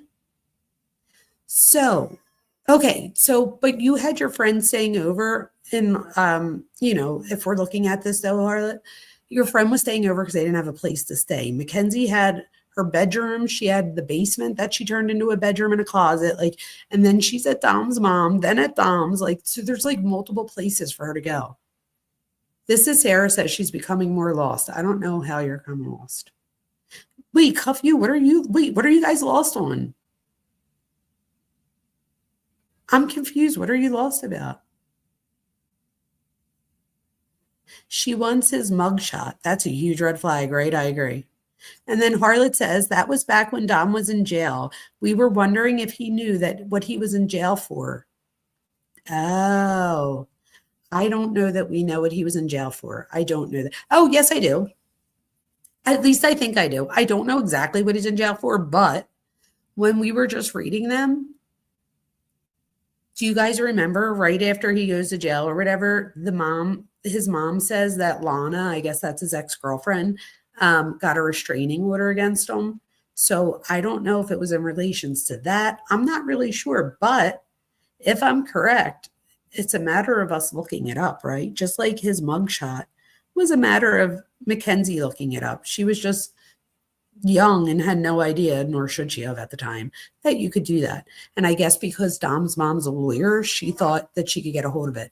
I do like that Dom's mom doesn't bite on everything she says, so that's good. All right, wait, what do we have here? Sarah says she lies so much. Hard to believe anything she says. Oh, that was Coca-Cola, not Sarah. Oh, sorry, Coca-Cola. Coca-Cola, thank you so much. Thank you, Sarah. Thank you, Cuff You. Thank you, Coca-Cola. You guys are amazing. I am so happy. You have no idea. I'm so grateful, I should say, that I have all of you here and that you all support me. It means the world to me. Before I finish, I'm going to hop over to YouTube real quick and see if I can add those 5 memberships that I said I would do. So while that's loading, I'm going on to my YouTube. Now I just have to remember how to do it. Wait, I think I know how. I think I remember how. Hold on. Let's go here. So anyway, you guys, you're going to think I'm crazy. Not that we didn't think I was crazy before, but I took on another class today. I know. I need that like I need a hole in the head. I get it. But it's online. So now I'm up to 11 classes. I know that's a lot. Okay, so let me look over here. I don't know where. Oh, I think I know what I have to do. I just had a dumb moment. It's because I worked 15 jobs. All right, so I have to go under our live, which I'm doing now, and then I have to mute it. All right, I muted it. Now I have to go to, I remembered this. I made sure I knew how to do this because I said I was gonna. Okay, come over here, membership gifting.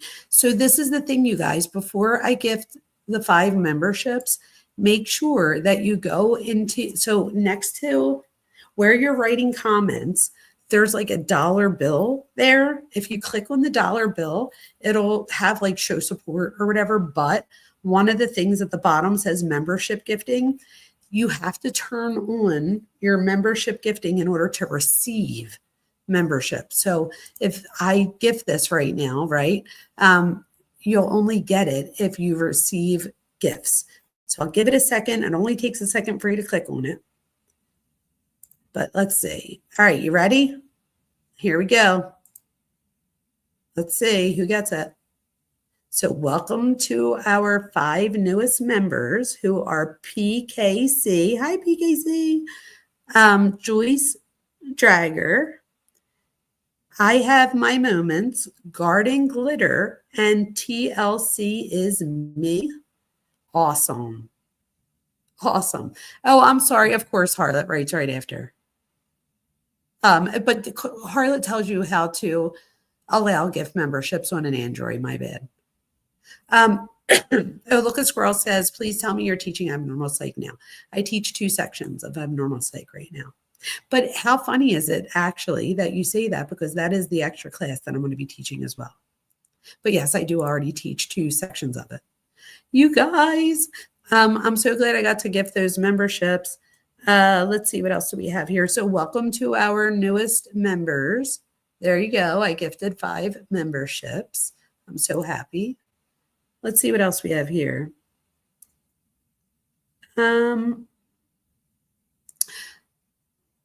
Dom's in jail. Why was Dom in jail? I don't think we know. That could be a reality. Dom could have grabbed the wheel. Did anyone ever say that? So this is the thing, Cuffview. I thought it, and I'm like, why wouldn't that? You know what I mean? Like, why wouldn't anybody say, like, look into that?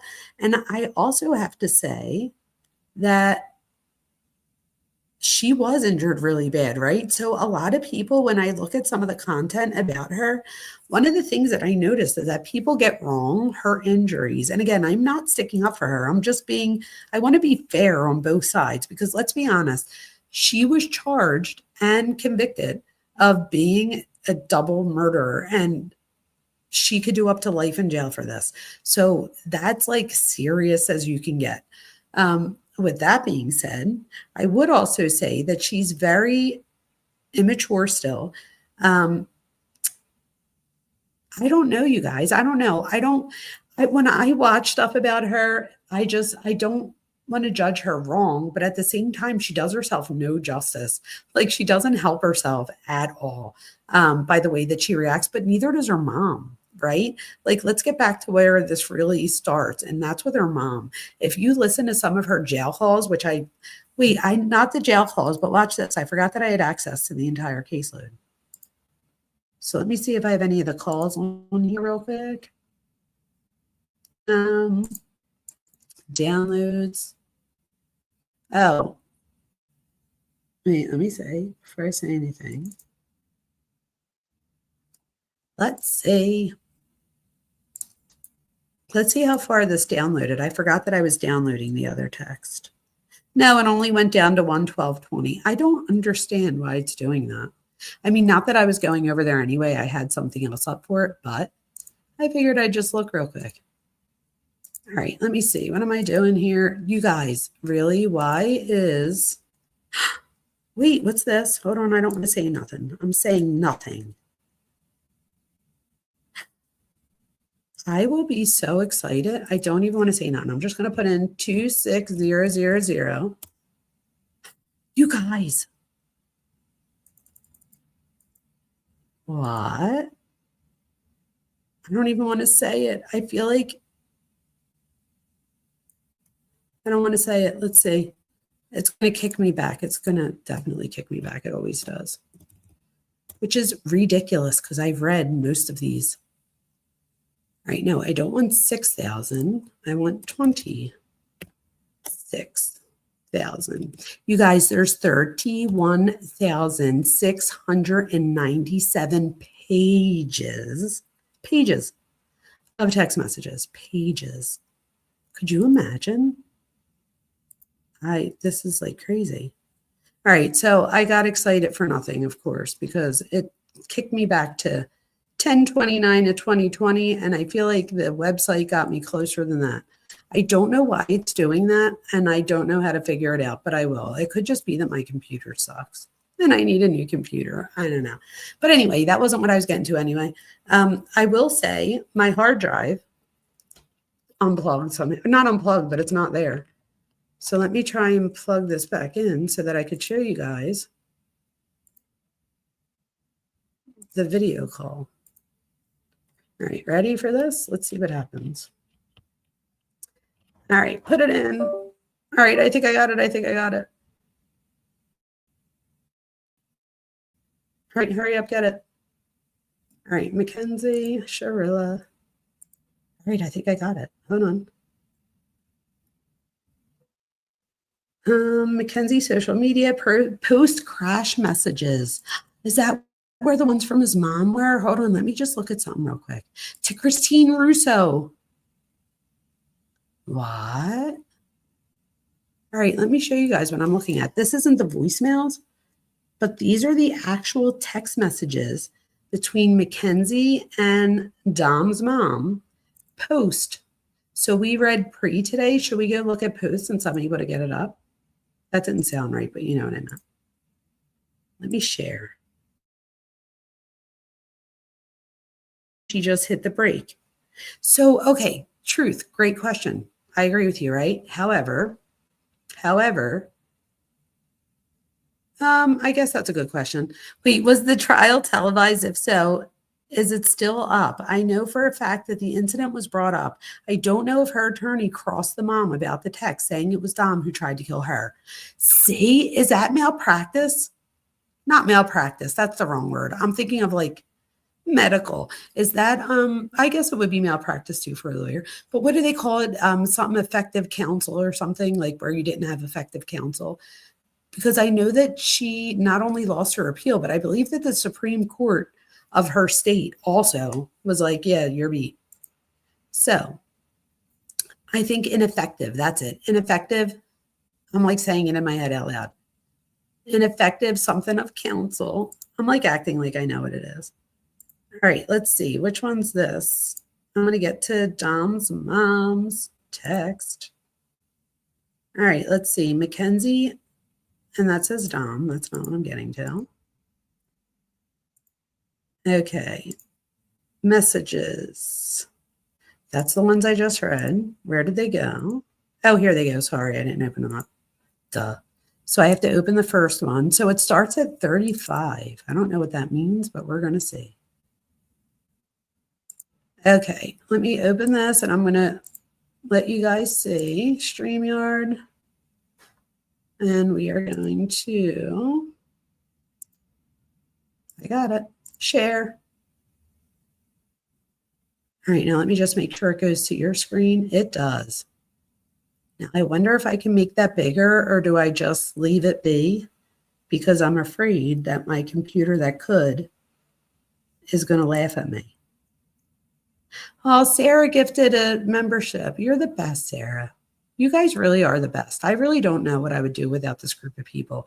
Like, I really feel blessed. You have no idea. Okay, so I think I'm just going to leave it because I'm afraid that if I touch it, I'm not going to be able to get back to it. So let's just say we'll leave it and I'll just read it. So this is, it says Kenzie up top. Oh, I know something. So Miss Russo is talking to the police at one of her interviews, and the police want to get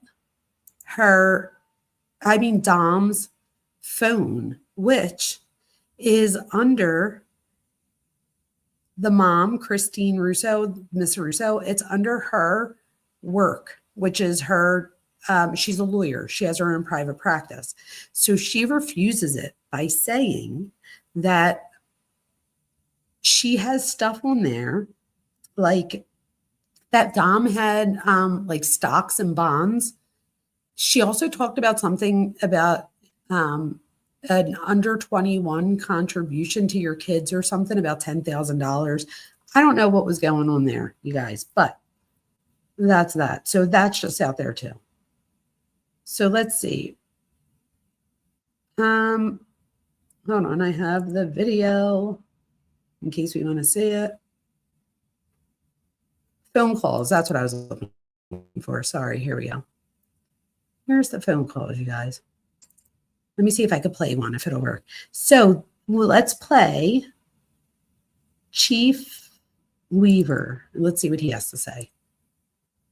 Hopefully you guys could hear this. Let me know.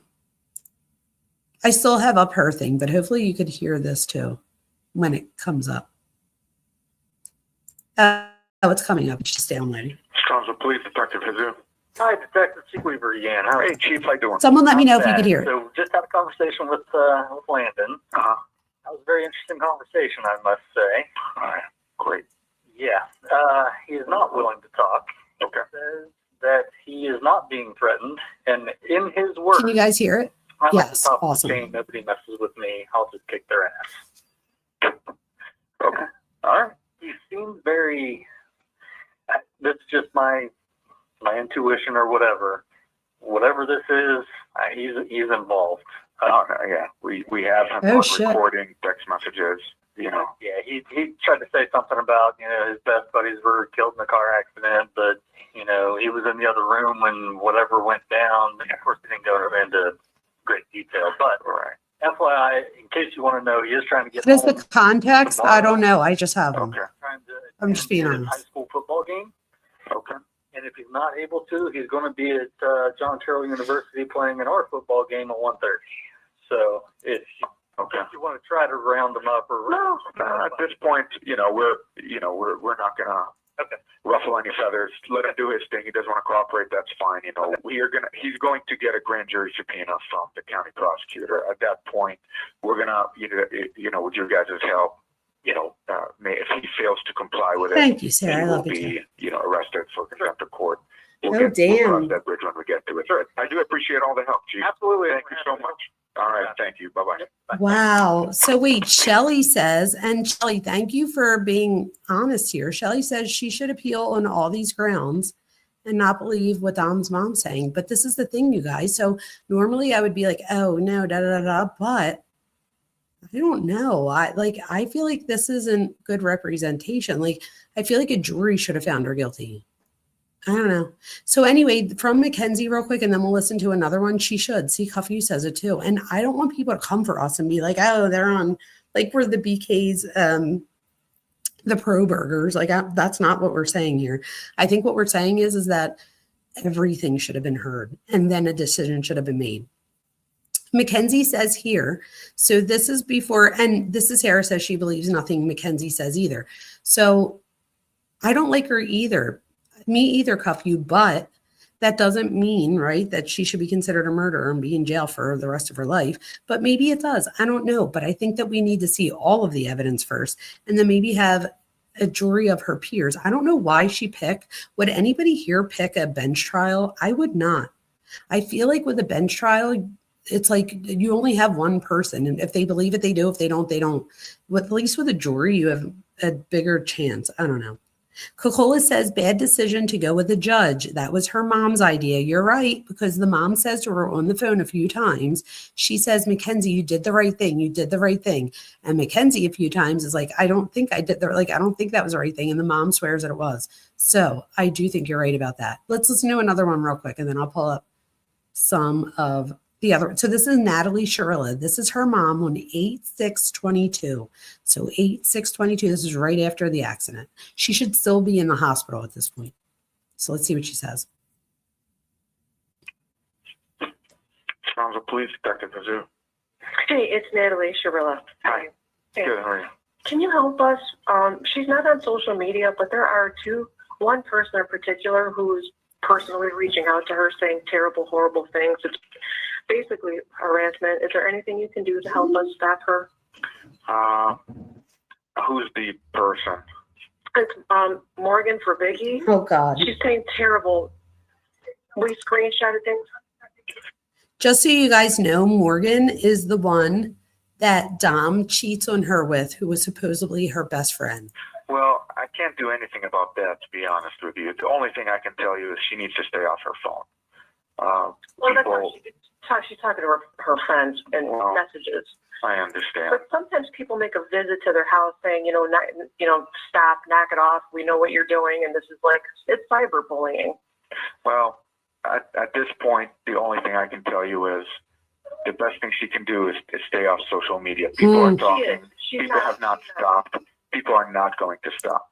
At this point, you have a lot of people talking, and unless they say we're going to come kill you or something of that sort, you know, there's very little in terms of what can be done. We will kind of put another Facebook, if you want, like a public on the Strongsville police page saying to knock it off with the... What? No, don't do that, because that'll just draw more attention. Yeah, right? Okay, well... I just didn't know if you guys could... In the past, sometimes they have done that.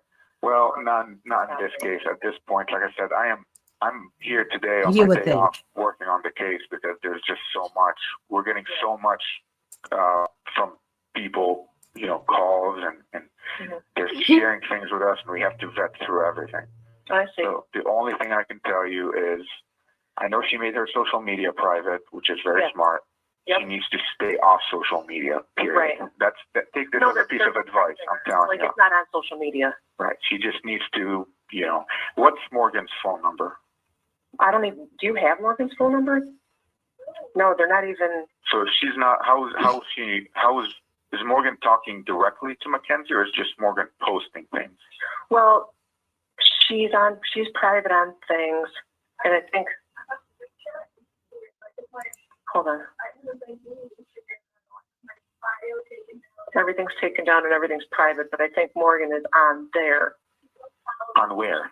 Oh gosh. Oh, she doesn't follow Kenzie. She's just going to her requests and dropping them like in there and then unsending them and sending. I don't know how she's backdooring it, but hold on a second. Backdooring it. Kenzie's not on social media and she doesn't have her phone number. How is Morgan even contacting her? Like where? Oh, on damn. what platform? That's what I mean. So I don't. Mackenzie's private. It doesn't matter. Does she still have an open social media account? Like is she still Instagram open? It's just private. Yeah. No, so she's still going to be able to contact her. Right. Right. Okay. What's Morgan's last name? I can try to call her. Thank you. Do you have a number? I can't promise you anything. I know. I understand. Morgan Verbicki. V. V. V-E-R. Verbicki. Verbicki. Okay. Do you know where she lives? Do you know where she lives? Do you know about where she lives?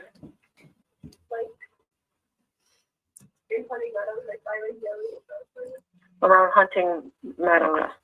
Okay. Like I said, how is Mackenzie feeling these days? Is she better? Excruciating pain. She just had her surgery on her arm, and it's terrible. Did they tell you how many broken bones she has?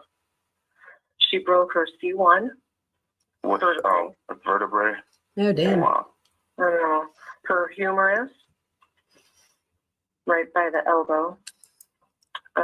8, 9, and 10 ribs. Wow.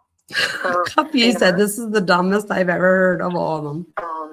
And she lacerated her kidney and her liver and her left knee down to the joint. Wow. I know. Well, I hope she could just focus on healing and getting better.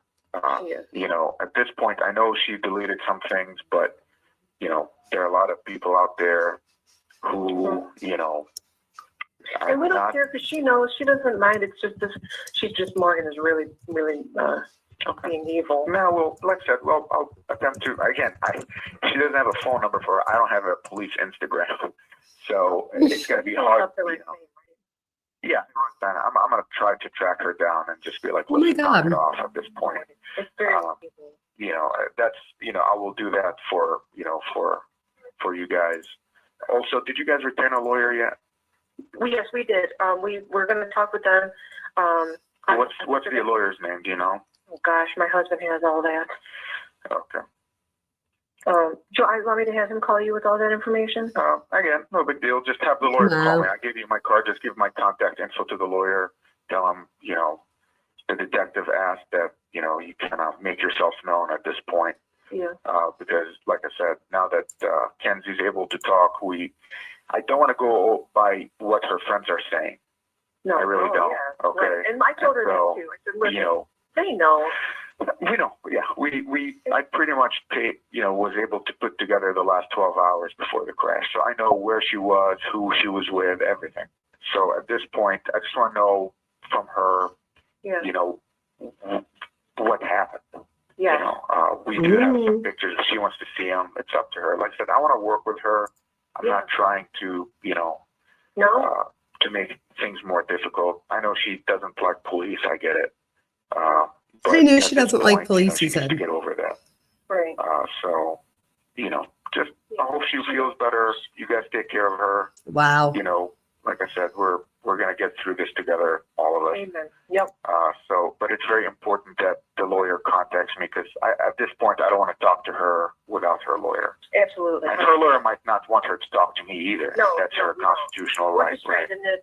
The local. Right.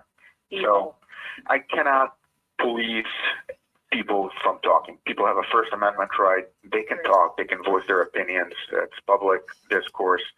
But what I'm going to do is try to reduce their threats. So if they're like, I know where you live, and I'm going to come to your house, I'm going to punch you in the throat, those are the kinds of things we will have our officers handle. But somebody saying, you're evil, you killed, that's opinion. That's not going to, rise to the level where we're charging somebody with harassment or menacing until there's that threat of harm to Mackenzie, to you guys, or to your property. Okay. Okay, but I'm going to try to get a hold of Morgan just as a courtesy on good faith to show you guys, and we'll hopefully put an end to it. That was nice. Thank you. That makes me just want to cry. So thank you. Not a problem. Listen, at the end of the day, this is very sad for everybody involved, and especially for Mackenzie. She has to live the rest of her life with this. Yes. Whether she understands the seriousness of it You or got not, shady. it can't be easy. So I hope you guys all, pull through together and everything goes well. Like I said, at this point, just please make sure whoever your lawyer is gives me a call next week. This is very important. If not, just give me their contact info, and somehow we'll get in contact with the lawyer. Oh well. Okay. Okay. Wait, when you go, she has a friend named Jana. Jana's not saying as bad, but if you could just throw Jana's name into that, if you listen when you go, it's those two. They're being very cruel. Okay. What exactly are they saying? Does she have a screenshot of what they're saying? She does have screenshots. Okay. What are they saying? Exactly. So when I call, I'm not, they call my bluff. I want to be able to say, you said da da da da da. Do you have Morgan? Hold on a second. Oh damn. So I have the one screenshot. I have what Jana said, Candy. Do you have what Morgan said? I have what Morgan said, but not like she but this is the first thing she said to me. And she said, I never knew you would actually be the end of Dom. What? She texted me later that night and said, I know you did it on purpose. And then she unsent it before I could get a screenshot of it. I put that card there just in my case. Okay. Natalie? Yeah, I'm here. Do you have my email? I gave you my card. My email's on there. Can you email me those screenshots? Because before I go talk to these girls or to their parents, I want to know what's in there. So when I talk to them, I can say, you said 1, 2, 3, 4. So they don't call my bluff, and now I have nothing. Oh damn. Okay. Does that make And sense? and then the one, so Jana is saying stuff like Mackenzie never told anybody to, whatever. It's just, it's mean and it's cruel and it's not. I got you. I appreciate you. The sooner you can email those to me, the sooner I can try to I track think them. it's on your card, right? Yeah, it's on my card. And if she has phone numbers, that would be helpful. If not, we'll figure something out to try to get a hold of them. Okay. Okay? Thank you. Yeah. All right. Wow. Take care. Bye-bye. Bye. You too. Bye. Well, that was crazy, you guys. So let me see what yous are doing over here. Yeah, right. They're lying. I hear you. So you guys, I got a few things over here real quick that I wanted to show you while we were listening to that. So let me show you this. So these, you guys, I just found this. So these are, wait, it starts with this one. So this is a disturbance. Let me just make sure that it goes up on StreamYard. All right, hopefully you guys could see that because on my side it looks like tiny.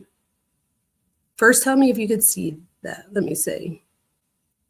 Can you guys see the document I just put up? Let's see. These nuts, really?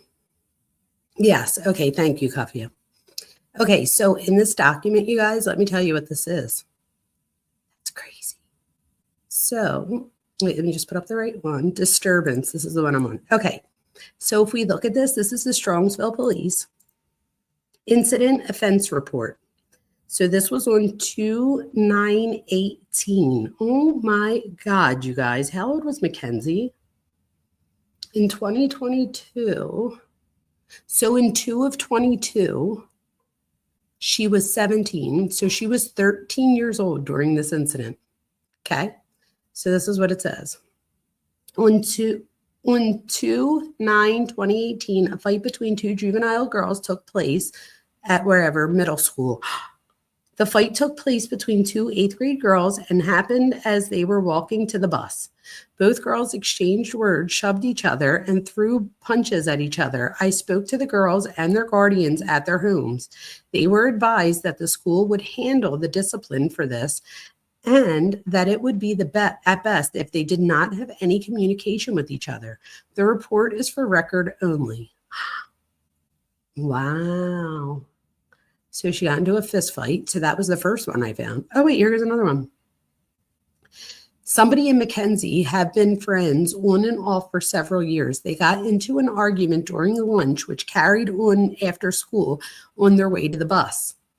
They exchanged words, shoved each other, and threw a few punches at each other. I spoke to both parties at their residencies. Neither had visible injuries, and both were advised to stay away from each other and not to post anything on social media about each other. Mackenzie's father, Steve, was concerned because so-and-so's older sister, who was 1 year older than Mackenzie and whoever this was, came to his house wanting to fight Mackenzie after the initial incident. Steve was also extremely upset that the girl's grandfather, Ray Martinez, brought Blank to the house. I asked Ray why he brought them to the house, and he said he thought Blank was at the house actively fighting Mackenzie. What? So he went there to retrieve, because he thought that his kid was there fighting Mackenzie. So he went there to get her, he says. Ray stated that he and Blank received bad information about where the altercation took place. They thought it was on Walnut Creek and not at the school. Steve asked that all the Blank parties were advised to stay off his property. I relayed the information to Ray and the other person. The parties were advised, and this will be forwarded to the school for discipline. Oh, damn. Okay. Right? Crazy. So wait, let's look at the next one because there's more than just that. How about this? Ready? All right, let's see. The next one is for a menace. Okay. So this one says, you guys, are you serious? So this one, I don't know. Have you guys ever been called this many times? Like I don't know that I've ever been. Like, I think if you look up my record, I don't think there is one. I don't know. Just saying. I don't know. But on Friday, 10/19/2018, threatens victim. So on Friday, the officer responded to Westfield Lane for a report of school bullying and menacing. The complaint, Mahia Muhammad, stated that her daughter was physically threatened while at Strongsville High School by several students. She stated that she is fearful for the safety of her daughter. Ms. Muhammad stated that this incident was told to her by her daughter after school and that she wishes a report to be made. The incident is under investigation. Oh, wow. Let's see. Is that all they were? Oh, no, there's more. Look at that.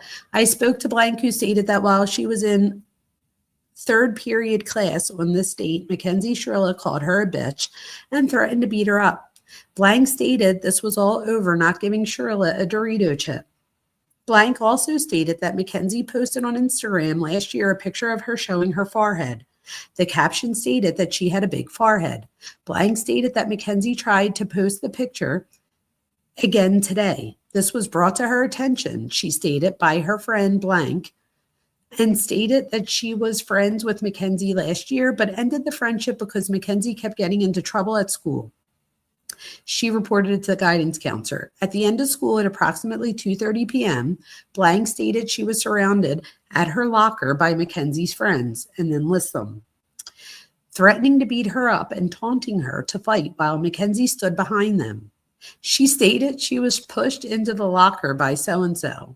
Blank stated that she refused to fight and pushed past them and left for the bus. She stated that as she was on the way to the bus, Miss Shirilla approached her and apologized for what was going on. It was apparent, she stated, that at school, that the school called Mrs. Shirilla about the incident. She told Mrs. Shirilla that she just wanted to go home and go on the bus. Mrs. Muhammad was very upset about the situation and stated she will contact the school first thing Monday morning. I then went to the Shirilla's residence and spoke with Mackenzie and her mother. Mackenzie stated that while in third period, blank threatened to beat her up after she asked for a chip, and that she did not call her a bitch. Mackenzie stated that she did tell her friends that she was being threatened by so-and-so, and stated that her friends told her that they have her back. Mackenzie stated that her friends blank, blank, and blank did surround blank at the locker after school as she stood by and looked to see what was going on. Mackenzie stated she did not tell her friends to do this. She then stated it was blank that pushed blank, shoved blank into the locker, and then pushed past her. Mackenzie stated that blank threw a soda on someone else, but did not report this to me. As for the posting on Instagram, Mackenzie stated it was one of her friends that grabbed her phone, took a picture and made the posting, not her. Mackenzie also stated that she was threatened by one of blank's friends during the school day. Both blank and Mackenzie were given statement forms to fill out over the weekend. They were instructed to give the statements to SRO Coing on Monday morning to add to this report. Wow. So what do you think here? So True says, kind of like she planned to drive into that wall. She tried to mind F. Dom's mom into thinking he threatened to run her into a wall. Yeah, but this is the thing, though, Truth. She's like telling the mom that, too. Like, so it wasn't that she was like, I don't know, you guys. I still think that, I don't know. I still want to see more. So wait, here goes. We'll do another call, and then I'll go back to reading. Monday, August 8, 2022, 12:40 and 42 seconds. Thank you for calling the Metro Health Medical Center. For English, press 1. Para español, oprima el número 2. If you know your party's 5-digit number, you may dial it at any time. For patient information, press 1. For appointments or other services from our clinics, press 2. All other callers, press 0 or stay on the line. 2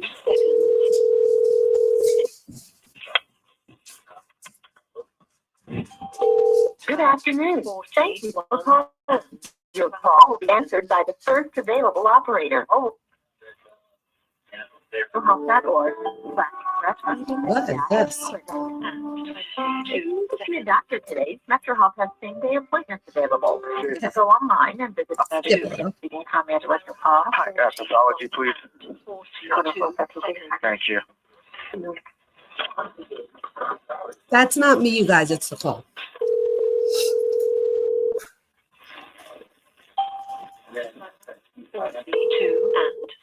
Metro Health Pathology, this is Nikki. May I help you? Hi, Nikki. How are you?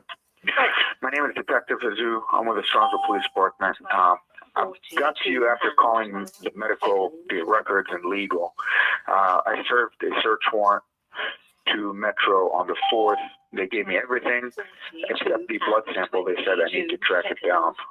Where do I come get the blood sample from pursuant to the search warrant? Oh, let me transfer you over to the core lab. You can ask them. Okay, sounds good. Just a minute. All right. Oh my God, they're going to keep transferring this guy. Are they able to understand?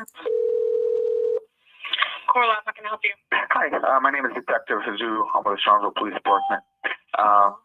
I'm calling because pursuant to a search warrant that I served on the 4th, I was told I need to track down the blood sample. And I called medical records, who transferred me to legal, who transferred me to pathology, who transferred me to you. Sarah, I don't know what they are. I have the search warrant. It's been approved. I got 473 pages of documents, but the actual blood sample. You need the sample. Yeah. I'm not sure who this is supposed to go through before, like, you actually pick it up. Okay. Find all that out. But let me see make sure I have any samples on this person. So what's Sure. Her last name is Shirilla, SHIRILLA. the first name? Her first name is Mackenzie, MACKEN. Real quick, Sarah, thank you so very much. You go have a good night and you go to bed. I thank you. I appreciate you. And I see you, girl. DIE. All right. Birthday. Her birthday is 8/2/2004. Okay, let's see here. Okay, she's still here, looks like. Right. And this would be her, I'm assuming her, like from when she first came in. Yeah, that's that fatal crash in Strongsville. Oh my goodness. Okay, let's see here. Also, I do have a copy of the warrants for you if you need it. It's already been served to you guys. It's already been good to go, but in case. But I'm looking to see if there's any blood on her. Okay. We only keep it for. Let's see here. First, let's see. The ER doctor, we told her that we found drugs on her, on the girl, and she said she's going to do the blood work and for us to get started on the search warrant, which is what we did. Yeah, because they ordered a toxicology screen that night, and they never ran it. Never got like a urine sample on her, which is just stupid for this exact reason. We told them, God, this whole case could crumble on this now. Yeah. Let's see here. Everything from the 31st is. I'm looking to see if anything is still here before. Let's see. No, not that.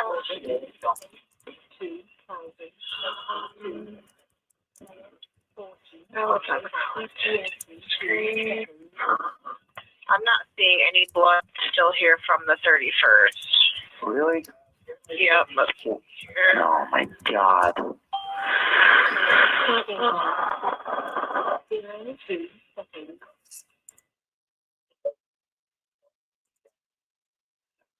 She's selected. I'm going through each one. Let's see. Selecting. No. Canceled. Oh. This was, let's see.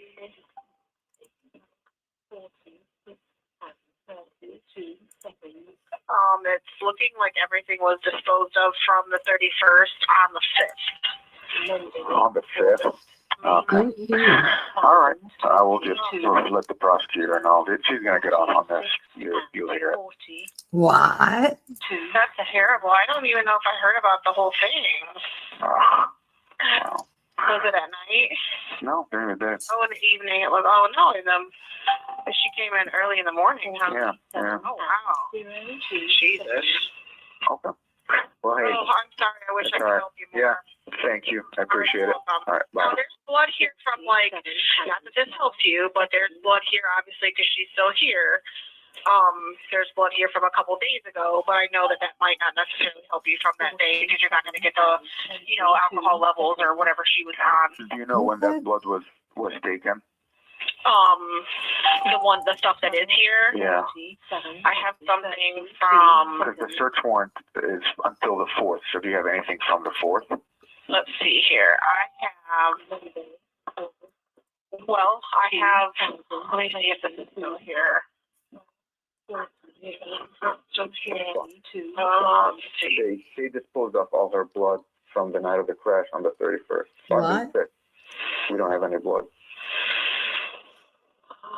On the 4th. Now I have, let's see, from the 4th I have a gold top, which is serum, a CBC, that's not here. I have one gold top from that day, from the 4th. Okay. And that's it. Let me see if I have anything from the 3rd. Okay. Oh, well, Travis, is this a HIPAA violation? I'm not doing anything wrong, am I? Because it's public record. But let me know, because I'm not trying to do anything wrong HIPAA-wise. But I think what you're saying is that this is a HIPAA violation. Oh, well. You guys. So wait, before I play, okay, not me. Good. All right. I was going to say, because I really want to play the rest, but I don't want to do anything that's not right. I have a gold top from the 3rd. What's a gold top? I'm sorry. Like what? Serum, the serum blood tube. So would that be?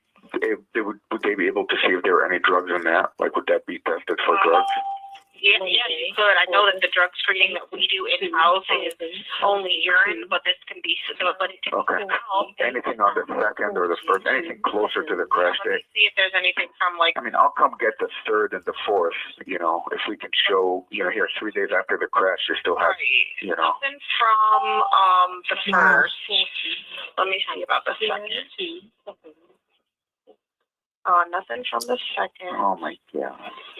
Have a heart attack. See, in situations like this, I wish that they kept that kind of stuff longer because It's a fatal crash. Like, they, for stuff you know. like this. But that's the thing, they don't tell, like, we don't know when the blood comes in, like what it's from or who it's from or what Wow. the situation is. We just do the testing on it, store it, and it's stored for a week, and then that's it. Let's see, I don't have anything from the 2nd.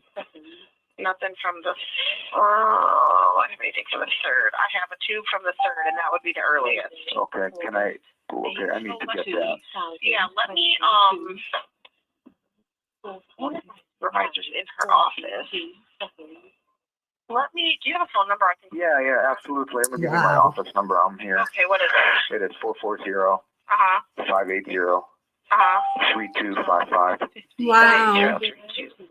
My first name is Zaki, Z-A-K-I. Yeah.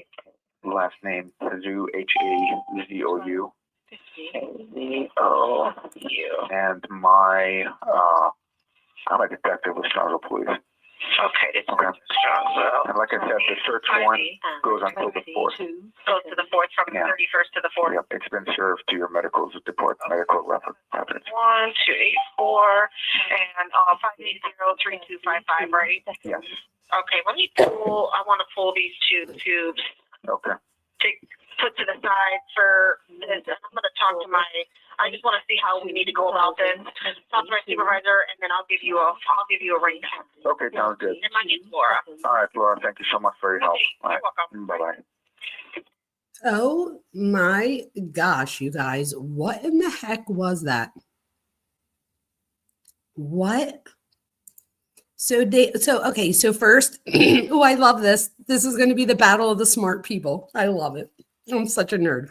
Cuff views a nurse and says that, you guys, I'm just joking. It's no battle. I'm literally joking. We're all talking here. But Cuff view says, I just love when people get like geeky. Cuff view says that if it's part of the gold tap or whatever it's called, gold top, whatever it's called, that it's not a HIPAA violation. So does Truth. And then our lawyer says, gold tap is stopper. He doesn't have a warrant to talk with lab or requires lab to talk to him. It's a HIPAA violation. Notice how the hospital lab is so willing to help. Wow. So Truth, why don't you think it's a HIPAA violation? So wait, Coca-Cola says they do a crap load of blood work. Oh, Coca-Cola brings up a good point, you guys. She had surgery. This is the thing, Coca-Cola. My daughter's had many surgeries, and drugs aren't always something that they test for, and they only keep the blood for so long. So for a surgery, if the surgeon, just like this lab person, didn't know that it was for a fatal car crash, like not the doctor, they probably knew. But I mean, if the lab didn't know, they might not have, which again, shame on them, they should have. But yeah, you guys, what do you think about that? So there's no blood? So Cuffview says, yes, Mackenzie Shrilla had drugs in her system at the time of the crash. According to the report, she had smoked marijuana and was carrying magic mushrooms. Okay, this is the thing, Cuffview. You're correct. And that's what I remember from the trial as well. However, if I was a defense attorney, I would argue that marijuana is in your system for 30 days prior. So they could say, how do we know she didn't smoke 2-3 weeks before the accident? And the mushrooms, you have to do a spinal tap to detect the psilocybin. They didn't do that. So although she had mushrooms in her bra, if I'm a defense lawyer, that's possession with intent to distribute, right? And again, I'm not picking up I'm not saying she's right. I'm just saying, like, I feel like they were a little bit shady here, because I feel like a lot of the stuff that I felt like I was led to believe, I'm now finding different in this evidence that I have. Cuffview says, while the exact toxicology details haven't been publicly released in full, her drug possession was part of the charges. Yes, you're right. You're right, Cuffview, but possession for pot or mushrooms rather isn't going to be life in prison. You know what I mean? But I see what you're saying. Harlot says, I haven't heard that recording before. Neither did I. He was saying they didn't get samples for toxicology until 3 days out. Or did I misunderstand? That's also what I heard. Did you guys hear the same thing? And again, I know she had surgery, but if they don't, and again, maybe Cuffview or a nurse or somebody in here could tell me, what would be the difference? Like if they take blood for your pre-surgery studies, that would be different than a toxicology, right? I mean, I know both take blood or whatever, but if they don't screen for that, when it's called, like if they don't call for that, do they screen for it? This is so interesting, you guys. Cuffview says there's also a new twist. Her legal team recently filed for a post-conviction relief, arguing that a neurological episode probably linked to conditions called POTS. Oh my gosh, so that's what I said. So postural orthostatic, tachycardia syndrome. That's a mouthful. But yes, you guys, that's what I said in the very beginning, but I don't really know what it is. So I didn't go too into it, but Cuffview is right. So she's already been denied her appeal, and the Supreme Court denied her. However, they got new lawyers, which I'm dying to know who her new lawyers are, because in the one jail call to her mom, not to her mom, I'm sorry, her mom's on a call with a lawyer or someone, and they're talking about getting the $100,000 for, oh my God, what was Casey Anthony's lawyer's name? Oh my gosh, Jose Baez. That they needed to get the $100,000 for Jose Baez. I don't know if that's her lawyer or if they ever got the money to retain him, but I thought that was so interesting. And then we have True said he has a warrant. Travis says normal procedure is cops go to the hospital and ask the nurses to collect blood, and they take vitals to state lab. Hospitals are not in the business to collect evidence. Look how sane exams and evidence. Yes. So this is what I'm thinking. Oh my God. Oh, why intend to distribute? Harlot, I don't know that there was more than one bag. I know that they were able to see that she was bringing some for people at the party, but you could also argue, if you're the defense, that, well, she didn't get rid of them because, I mean, she does, right? Probably, but I'm just saying evidence-wise, they could just be like, well, she obviously didn't sell them to anyone because she had them in her bra. I think, oh, I know why. There was some in her bra, and then there was also a bag of them in the backpack. Believe it or not, Harlot, even though you could try to argue that, oh, I just put a little bit aside for me or something like that. If you have more than one bag, it now becomes intent to distribute. And then Cuffview says, no, we detect, oh, you detect shrooms, psilocybin mushrooms can be detected. And shut up. Get out. So cuff you like you said, it's through specialized testing. So I would assume that specialized testing has to be called for by the police officer who has to get a warrant to get it. I don't know. I'm just saying. And she had scales. Yes. So she had scales. They measure dried mushrooms by the gram. I agree with that. So that would also, but this is the thing. Scales aren't illegal. Travis has me like, Travis, I don't even know what type of a lawyer you are, but you have me putting a defense hat on right now. Truth, you could say that, but scales aren't illegal. And it's the mushrooms or the weed that she would have that's illegal. Oh my gosh, psilocybin mushrooms can be detected. I cannot believe that. I just can't believe that. That's crazy. So Travis says, so why is evidence collected by hospital and run by hospital not normally relied on by police in toxicology cases? Yep. Why do police normally collect their own samples and run it at the state lab? Any guesses? Well, are you going to tell us? True says they had scales in the car. Oh, in the car. Yes, right, Truth, but scales aren't illegal, right? Most of the time here, if we have a wreck like that, it's given on the doctor's part. True says they had digi scales in the car. Yeah, Truth, I get it, but you could say like that you're weighing your food. I'm just playing devil's advocate here. And again, I obviously know what the scales were for. I'm just saying as far as like I feel like they like nailed her to a cross based on this like evidence that was so strong. And now like, and let's be honest, you guys, we're not we're not prober or stuff like that, right? So we're able to take the evidence and look at it. You know what we need to do? We need to listen to the car crash and somehow figure out, I don't know, you guys, I feel like we have to do a little investigation. Not that it's going to matter what we say, but Travis says, I represent police officers in criminal and civil cases in Texas. Oh, Texas. Awesome. Oh, I love that. So wait, you represent police officers in criminal and civil cases. That is some shit. Wow. I have to be honest with you, Travis. So I live in Philadelphia and a couple of my friends are cops and they probably could use you. Just saying. The scale becomes illegal as, paraphernalia charge if you have weed or any other drugs that need to be weighed. There you go. Harlot just corrected me. I stand corrected.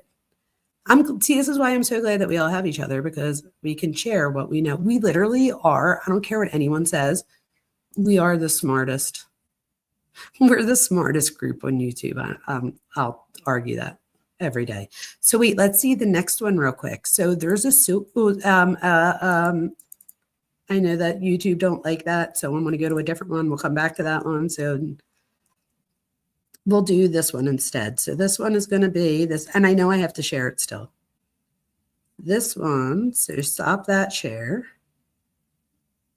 And I'm going to share, let's see. I'm going to show, let's do, the next one would be menacing. So I think this is another menacing.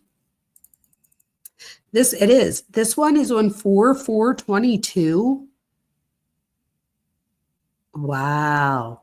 So you guys, I would say or argue that this is close enough to the crime that this could be material, right? Where I feel like you could say something from 2018 is like, oh, she was a kid or whatever they would say, you know what I mean? But this is a couple months before. Wow. So this one says, on April 4th, they visited an unknown male was following. Oh, she said, this is crazy. And I think she takes video of this. So an unknown male was following her while she was driving. The sub excited his vehicle. Oh, I think the man excelled his vehicle twice to confront, or no, I don't know what that means. It looks like he got out of the car to confront her. And at one point he blocks in her vehicle. So this is what it was. So she said that she like turned right or left or wherever she was going. And she thought at first, like, is this like they got into an argument, like a road rage thing. But then she just like turned and thought like that was going to be it. But then he turns with her. Then she turns down her street, and she like definitely did not think he was following her, but he did. So she did not pull into her driveway because she was afraid. So she pulls into like the first or second driveway, and he blocks her in, and it's a neighbor's driveway.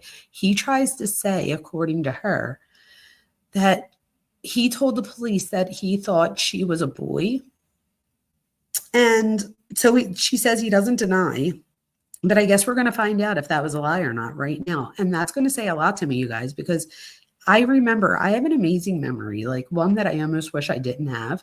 And because I remember so much that sometimes it's hard for me to forget things that most people would want to forget so that you can move on in life. But with that being said, I clearly remember Mackenzie, she said, and I don't know what's happening yet, that, like, I don't know what is written here, but she said that he thought she was a boy, and that he said she threw something at him at his car, but that she doesn't even think she was driving down the road that he says she threw something at the car. I don't know. So let's see what it says here.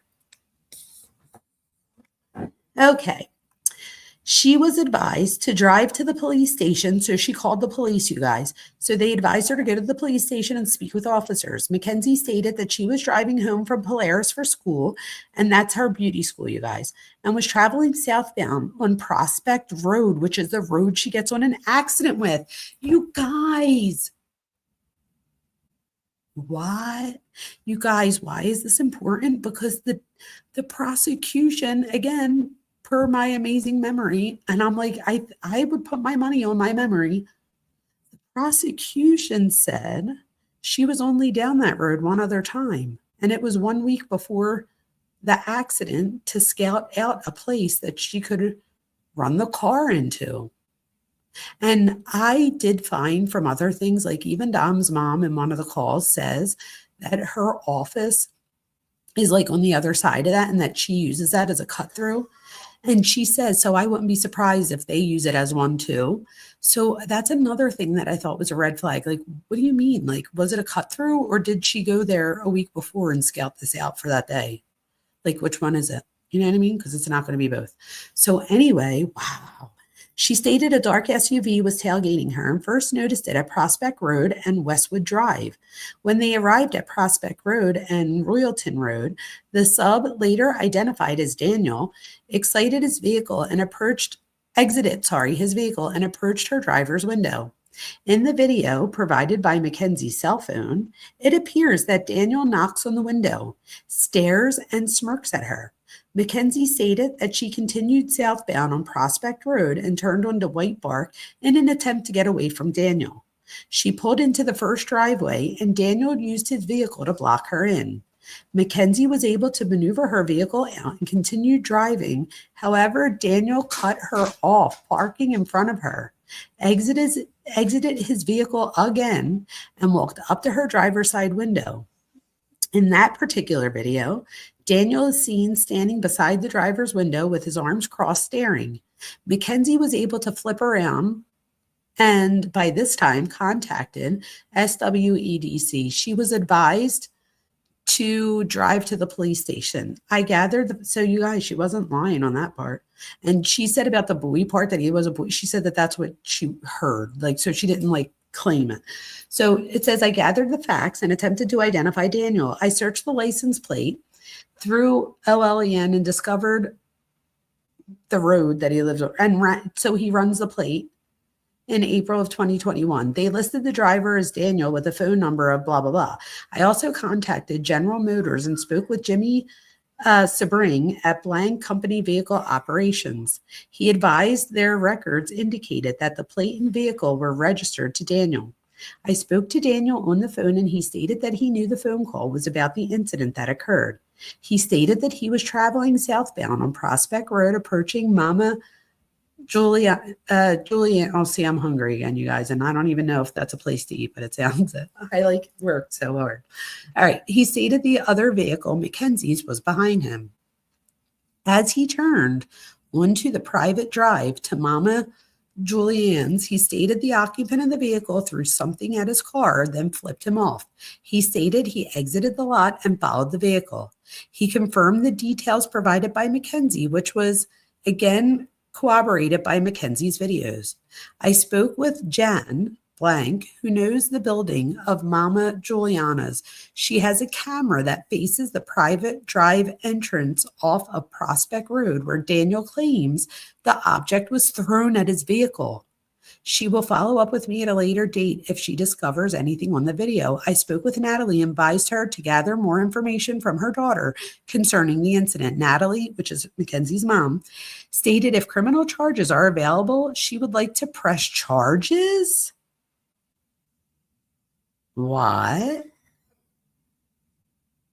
What? Oh, against the guy. I was going to say, I was so confused. I'm thinking against, I had to reread that. It's against the guy, my bad. Included in the case jacket, which I think is ridiculous. He didn't did he do anything illegal? Included in the case jacket are Daniel's printouts, Mackenzie's statement, and stills of Daniel outside of his vehicle. The videos are uploaded to the common folder. This incident will be forwarded to the prosecutor for review. It says on May 6th, I received notification from the prosecutor to charge Daniel with disorderly conduct. I advised Daniel over the phone, and Sergeant Nettles issued the misdemeanor citation to him. You guys, he got arrested for that? I mean, I guess. Really? Oh, wait, what am I saying? Oh, yes, Cuff-U is right about the position. The prosecutor, apparently, you guys, not for nothing, but if she did spend $100,000 or whatever the mom was saying on the phone for Jose Baez or whoever, I'd want my money back because apparently they filed it one day too late. That's messed up. Unless she hired her too late, but I doubt it. Just sounds a bit shady. It's all shady, right?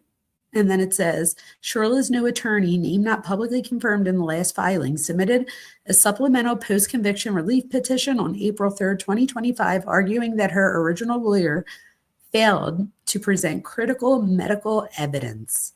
The Cuyahoga County Prosecutor's Office is pushing back hard, saying the petition was filed one day too late and lacks merit.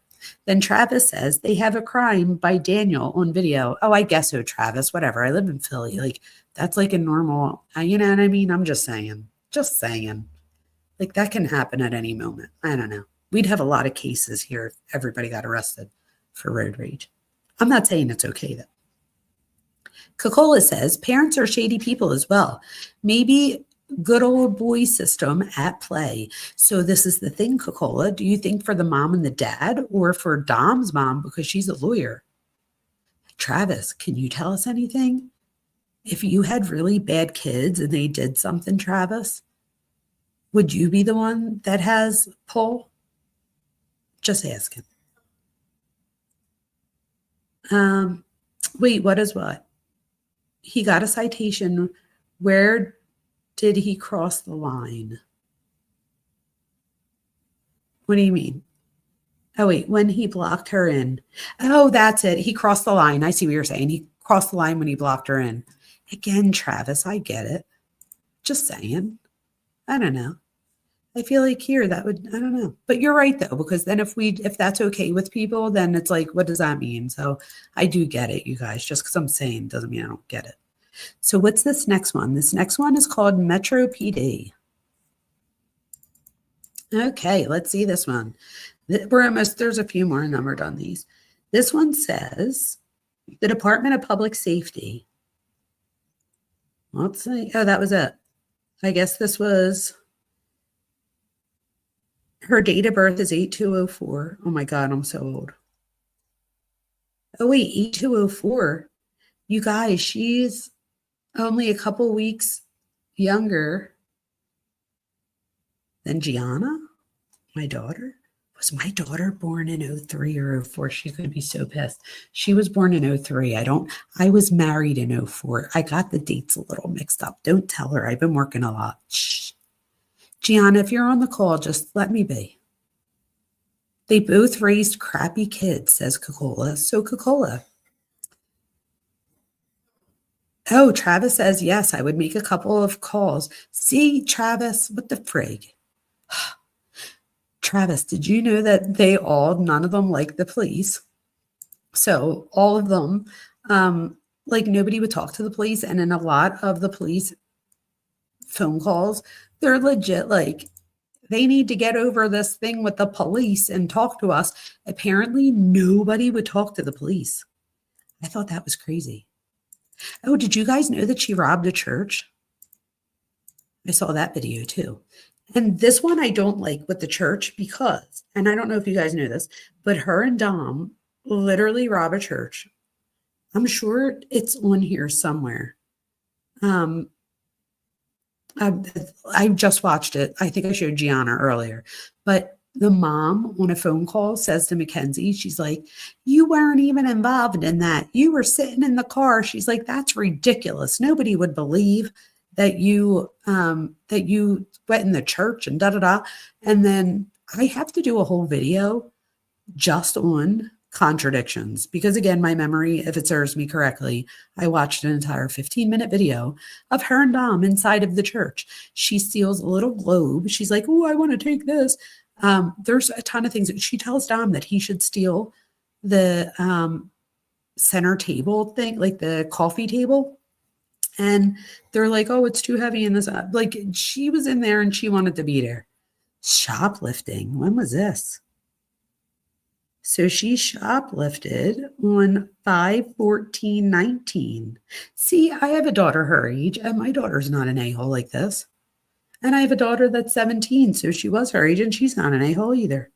So ARJ stole earrings from Kohl's. Earrings not recovered. Kohl's couldn't prosecute due to value of earrings being less than $20. So I have a funny one for you. So I'm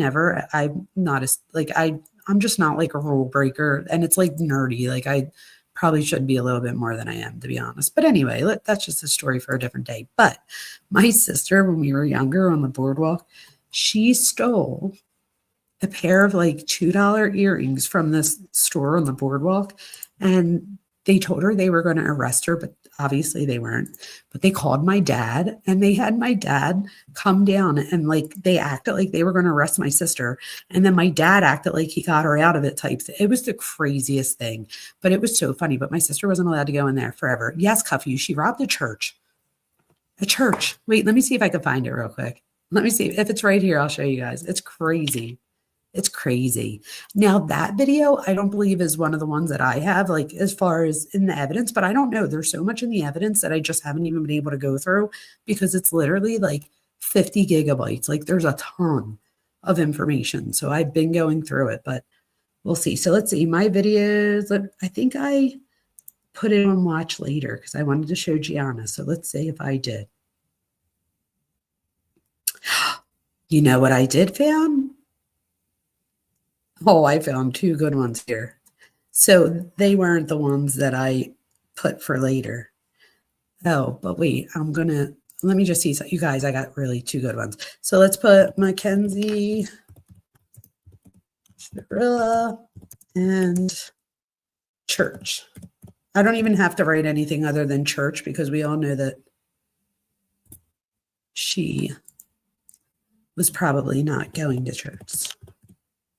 Mackenzie, sorry, it didn't do it right. Mackenzie, Shirilla, church. Come on. Oh, wait, here we go. Let's say Mackenzie breaks inside of a church. I found it. Hold on. You guys, it's like something else. Oh, thank you. I raised her right. Thank you. I appreciate that. Okay, ready for this? This is ridiculous. All right, ready? And this is from YouTube. Did not. So this is from the YouTube trees. Mackenzie Shirilla was a known thief in Strongsville. Before the fatal crash, she had already been arrested for stealing earrings. But that wasn't her only run-in with the law. Her and Dom once broke into an abandoned church, caught on camera acting wild. This footage shows Mackenzie stealing and clowning around before eventually being sent up the road.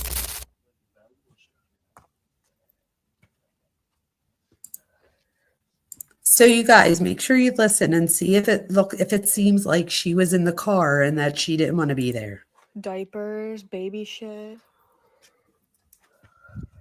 Are those fucking bullets? No, those are nails. Bullets at What church. the fuck? Maybe it's just storage? Oh my God, Allie's like walking so. There you go, Allie. Sorry, you guys. All right, look at this. She's literally like, talk about a crime. Don't break anything. And he's got his fingers all over it. Felt What? bad breaking in though. Where's my car? Ew, I just touched a spider web. Fucking guitar. You guys, this is crazy, right? I kind of want.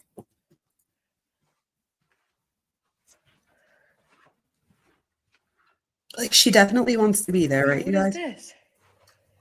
Like a little globe. Dude, I'm taking that. I'm taking that. Put that like down the door. Oh yeah, that's the globe she took. Where? Right there. Why? What the fuck? I don't know, clothes and shit. Yeah. That couch right there. That couch is cute too. She's like, Dom, go back and get the couch and put it in your house. Like, what the heck? Oh, what is that? Is that that bad? I don't know. I didn't breathe. I don't know if it's posted on TikTok, but wouldn't it be crazy if it was? But anyway, you guys, so they go there. Here, let me put it on faster because it's really like. Dom, look at this giant one. Oh, there you go. See, she wants him to This is take it. literally like crystal. Dude, this would fit my trunk. I'll put it on Dude, I faster don't know. just It'd be hard to pick up. so we get the idea. Is this a glass of goddamn water? That's crazy. Did you guys hear what she said? But I do have a question. Why is there a glass of water? This place is kind of lit, dude. Wouldn't it have evaporated? I keep stepping in fucking web. There's like a little toy car. What is this? Look, they're touching What were they everything. eating? What? This is where you get goddamn baptized. Oh my That's God. insane. She should probably stop using the Lord's name in vain in church. Just saying. My dog should stop walking right next to the speaker too. Sorry. A microphone. What is that? What, there's like some fucking like shit down there. I don't know. Dude, I'm Oh not my touching that God, shit. that's ridiculous. So yeah, so she goes through here. Let's see what else. So I mean, they that's what I'm saying, like, literally it's like walk they were around, planning but on- she's not in the donate car. $5,000 Oh, to that the was it. abandoned church and stole a globe and a guitar as like decorations, figurines, souvenirs, or whatever you want to call it. Okay, there's a couple things I want to cover Okay. with this case, and one of the Hold things that on, was let very me- weird that sticks out to me is the company Why I'm Fat here, you guys. Mojo Ready? Wait till you guys donated see money this. to Wait Mackenzie's. till you see this. Ready? So I'm going to show you.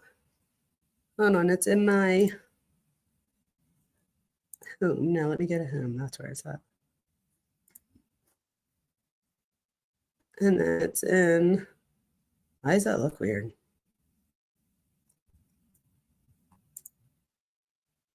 Oh, here we go.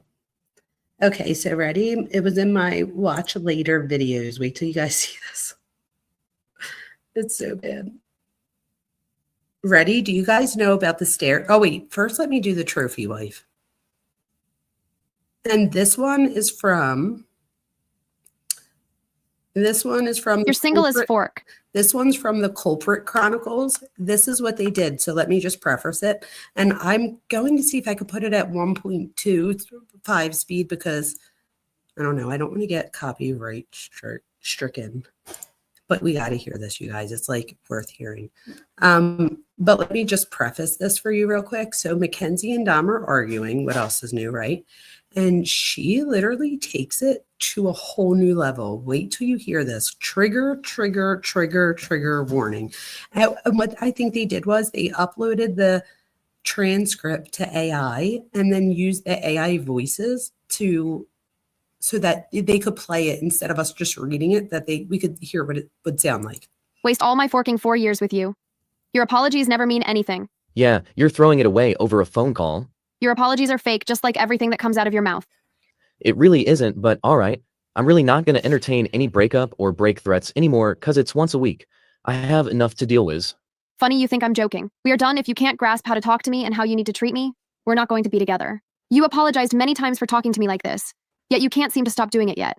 So sad to see 3 years down the drain because you can't talk to women respectfully after falsely apologizing. I'm going to give you another chance to make this right because this is our future on the line. I need to know if you're going to try, like actually try this time and not lie to my face. And if you're not, then I'm going to move on. It's a yes or no question and I wouldn't say anything but yes or no. 5 minutes to reply. Yes. When are you planning on doing this?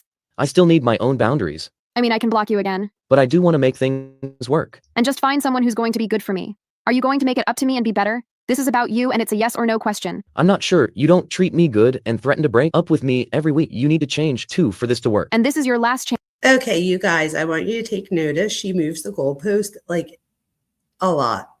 She'll be like, this is your last chance. I'm asking you one more time. I'm not going to ask you again. She'll be like 5, 4, 3, 2. Dom, if I get to 1, oh, you have to hear.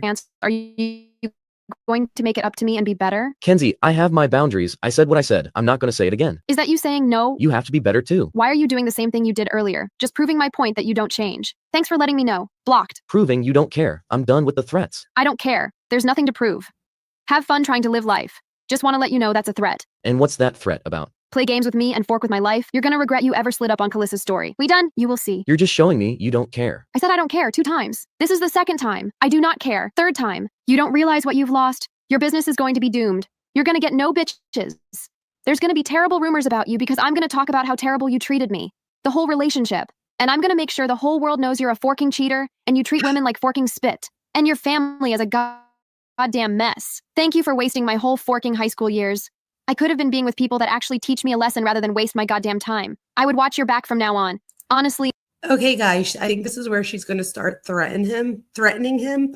And if you guys remember when I was reading the text earlier, she was already in 2020, and then in 2022, I have to go back and see if it's the exact date.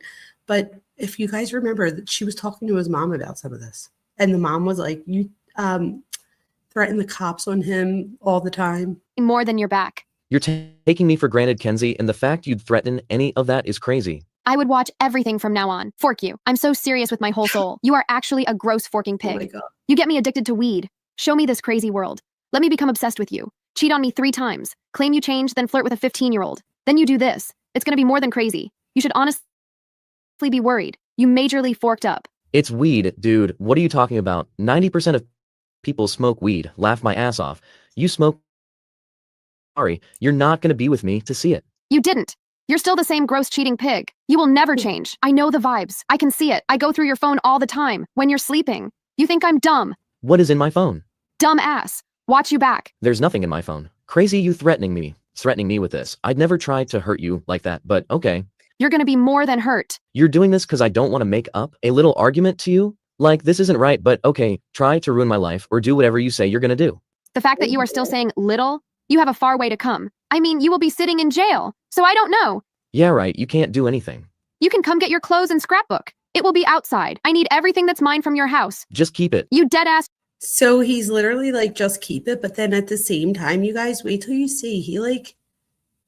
I think he gets scared that she's really going to do it. Wait till you hear. Just lost the best thing you will ever get. Okay, it's going to the trash then. Kenzie, you're the one who's doing this, not me. I'm putting me first. What clothes do I even have? I would never marry a man like you. My standards are too high. You lie to my face 4 times a week. How do I lie? What do I lie about? Can't keep a promise. Fake apology. Putting drug addicts above me. Ignoring my calls. Terrible communication skills. Terrible vibes. Terrible social skills. Terrible and photos. Want to keep me going? Or is that good enough? Likes to keep old items from old hookups. I don't have any of that old shit. Likes to make it about the other person when it's about you. I have to tell you to apologize. I have to tell you how to apologize. I have to tell you when you're doing something wrong. I have to tell you how to fix problems. I have to tell you when I'm mad or sad because you're too dumb to notice. Is that the only thing you have an excuse to? Such a sad soul. Remember when you threw me to the ground when I broke Jada's glasses? I just don't know what to say at this point. I love you, but I can't change how you feel, and I need healthy boundaries for myself too. The pussy was that good? I remember it. You were breaking my shit. It's just a fact you're breaking my shit, and I didn't throw you to the ground. You did. And I didn't know. Okay, so here, you guys, she's literally like, I don't know, it's crazy, but she definitely pushes back and I don't know. I want you guys to listen and tell me if you think someone's lying here. It's either him or her. They're going back and forth. So she says that he pushed her to the ground. over a pair of sunglasses. They were hers. And then you held me down. You did. After the fact. Nope, you knew. They still probably not hers. It's a cheap pair of glasses from my garage. Because you are a pig. You felt the need to throw a human to the ground over them.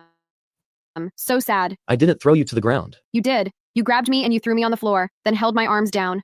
I have a great memory. I'm sure your bipolar ass would forget it for That's real. terrible. You can't That's even remember how many chances I gave you or how many times you forked up in this relationship. I was 17 and immature. I don't know what you want me to say. Yeah, I did a couple things when I was 17, but I'd never do any of that again. Yeah, I'm sure. You're still immature and act like you're 17. You were better like when you were 18. You've just been going downhill. Literally, I am more mature than you. How? What was I doing then? Better than you're doing now. You weren't a forking piece of shit. Yeah, I've never been depressed because of my mom. I'm not a piece of shit now. And who's— So this is what I'm thinking, you guys, because that doesn't make sense. And there's one or two other times that happens where like, you're like, wait, what? Like, I'm not depressed because of my mom. Like, what are you talking about?